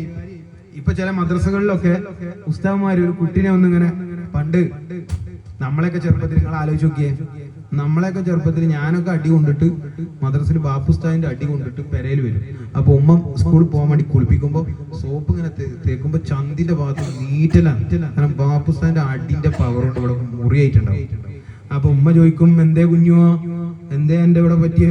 ഉസ്താദ് തല്ലിയതാണ് ഉമ്മ. അപ്പൊ ഉമ്മ പറയും, ഉസ്താദ് തല്ലിയതാണെങ്കിൽ ആ ഭാഗം സ്വർഗത്ത് കാണുക. ഞാൻ അന്നങ്ങനെ ചിന്തിക്കും, പടച്ചറപ്പേ, ഞാനിപ്പോ ചന്തി മാത്രമേ സ്വർഗത്ത് പോവുള്ളൂ, അതുകൊണ്ട് ഇനി ഉസ്താദ് തല്ലുമ്പോ തലയും കയ്യെല്ലാം കാട്ടി കൊടുക്കണം, കാരണം എല്ലാം സ്വർഗത്ത് പോകണല്ലോ എന്ന് വിചാരിക്കും. ചെറിയ കുട്ടിയല്ലേ, അത്ര നമ്മള്. ഇന്നൊരു കുട്ടീനെ എങ്ങാനും ഉസ്താദ് തല്ലിയ ആ ഉസ്താദ് നരകത്തിലും കുട്ടി സ്വർഗത്തിലും. തല്ലിയാൽ ശാരീരിക പീഡനം, ഒന്ന് നോക്കിയാൽ മാനസിക പീഡനം, എന്തായാലും പീഡനം ഉറപ്പാണ്. അതുകൊണ്ട് ഒന്നിനും അവസരമില്ല. കുട്ടികൾ അതിനനുസരിച്ചാണ് വളരുന്നത്. തല്ലാനുള്ള ഓപ്ഷൻ തരില്ല ഞാൻ. പക്ഷെ സന്താന പരിപാലനത്തിൽ സയ്യിദുന ഉമർ റളിയല്ലാഹു അൻഹു പറഞ്ഞു, 7 വയസ്സ് വരെ നിങ്ങൾ അവരെ സ്നേഹിക്കണം. കുട്ടികളാണ്. ഒരു പൂ നടുമ്പോൾ അതിന് വെള്ളം ഒഴിച്ചു കൊടുക്കേണ്ട സമയമാണ്. 7 വയസ്സ് മുതൽ 14 വയസ്സ് വരെ. എന്നാൽ പൂവിന് മുള്ളും ശാഖകളൊക്കെ വരും. ഒരു മരം നടുമ്പോൾ അപ്പുറപ്പുറമൊക്കെ വരും. അപ്പൊ അതൊക്കെ മുറിച്ചു കൊടുക്കണം. അപ്പൊ തല്ലണം, അടിക്കേണ്ടി വരും 14 വയസ്സ് വരെ. കാരണം കുരുത്തക്കേടിന്റെ സമയം. നമ്മുടെ നാട്ടിൽ മൂച്ചിപ്പിരാന്തിന്റെ സമയത്താണ്. അത് ചിലപ്പോൾ അടിച്ചു നന്നാക്കേണ്ടി വരും. 14 വയസ്സ് മുതൽ 21 വയസ്സ് വരെയുള്ള സമയം ഒരു ഉപ്പ ഒരു കുട്ടിയോട് ഫ്രണ്ട്ലി ആവണം. ഏറ്റവും നല്ല സുഹൃത്ത് ഉപ്പയും ഉമ്മയാവണം. അവന് വേറൊരു വിഷയം വേറൊരാളോട് പറയാനുണ്ടാവരുത്, ഉപ്പാനോട് ഉമ്മാനോട് പറയാൻ പറ്റണം. അങ്ങനെ ആവണം എന്നാണ്. അപ്പൊ ഞാൻ അതിനെ പ്രോത്സാഹിപ്പിക്കുകയല്ല. കുട്ടികളെ തല്ലിയാൽ ചോദ്യം ചെയ്യണം, പക്ഷെ അതിനൊരു മാന്യത ഉണ്ട്. മദ്രസയിൽ എന്തെങ്കിലും ഒരു വിഷയം കേട്ടു, ഏതെങ്കിലും ഒരു സ്ഥലത്ത് ഒരു കുട്ടിനെ അങ്ങനെ നോക്കി ഇങ്ങനെ ആക്കി, കേട്ട പാട് കൊണ്ടുപോയി ഉസ്താദിനെ തല്ലി കുറെ കഴിഞ്ഞിട്ടാണ് അത് അതിലൊന്നും ഇല്ലായിനൊന്നും. ഒന്ന് സാവകാശം ചെയ്യണം, ഒന്ന് പഠിക്കണം, വിഷയം എന്താണെന്ന് അറിയണം. അതിന്റെ മുമ്പേ എല്ലാം ചെയ്തു കഴിഞ്ഞു. ഞാനതിങ്ങനെ സമകാലിക വിഷയങ്ങളെ അങ്ങനെ ഉണർത്തിയെന്ന് മാത്രം. ദേഷ്യം കടിച്ചു പിടിക്കുന്നവനാണ് മുത്തഖി എന്ന വിശുദ്ധ ഖുർആൻ. വിശാലമായി സംസാരിക്കാനുണ്ട്, ഇപ്പോൾ സമയമില്ലാത്തതുകൊണ്ട് ഞാൻ അവസാനിപ്പിക്കാൻ. വൽ ആഫീന അനിന്നാസ്, ജനങ്ങൾക്ക് വിട്ടുവീഴ്ച ചെയ്തു കൊടുക്കുന്ന വിട്ടുവീഴ്ച. പുണ്യനബി സല്ലല്ലാഹു അലൈഹി വസല്ലം തങ്ങൾ മക്കം ഫതഹിന് മദീനയിൽ നിന്ന് മക്കയിലേക്ക് തിരിച്ചു വരികയാണ്. എന്തെല്ലാം ഓർമ്മകൾ ഉണ്ടാവും നബിയുടെ മുമ്പിൽ. പ്രിയപ്പെട്ട അമ്മാറിന്റെ ഓർമ്മകൾ ഉണ്ടാവും. ചുട്ടുപൊള്ളുന്ന മണലാരണ്യത്തിൽ കടത്തി അങ്ങനെ കുന്നുകളഞ്ഞ അമ്മാർ റളിയല്ലാഹു അൻഹുവിന്റെ ഓർമ്മ നബിയുടെ മനസ്സിൽ വന്നിട്ടുണ്ടാവും. പ്രിയപ്പെട്ട യാസർ റളിയല്ലാഹു അൻഹുവിന്റെ ഉമ്മയുടെ ഓർമ്മകൾ ഉണ്ടാവും. തീ കനൽ കൊണ്ടാണ് പ്രിയപ്പെട്ട യാസർ റളിയല്ലാഹു അൻഹുവിന്റെ ഉമ്മയുടെ പിൻഭാഗത്തേക്ക് കുത്തി മുൻഭാഗത്തിലൂടെ വന്ന ഉമ്മ മരിച്ചുപോയത്. പ്രിയപ്പെട്ട ഹംസ റളിയല്ലാഹു അൻഹുവിന്റെ ഓർമ്മകൾ ഉണ്ടാകും. ഹംസ നബി തങ്ങൾ ഉഹദിൽ നെഞ്ചു പിളർത്തി അവിടുത്തെ കരൾ ചവച്ച് തുപ്പി തലയോട്ടി പുറത്തു വന്ന നിലക്ക് നബിയുടെ പിതൃവ്യന്റെ ജനാദ കിടക്കുമ്പോ നബി അവിടെ ഇരുന്നിട്ട് നബി ആ ദേഷ്യം കൊണ്ട് പറഞ്ഞു,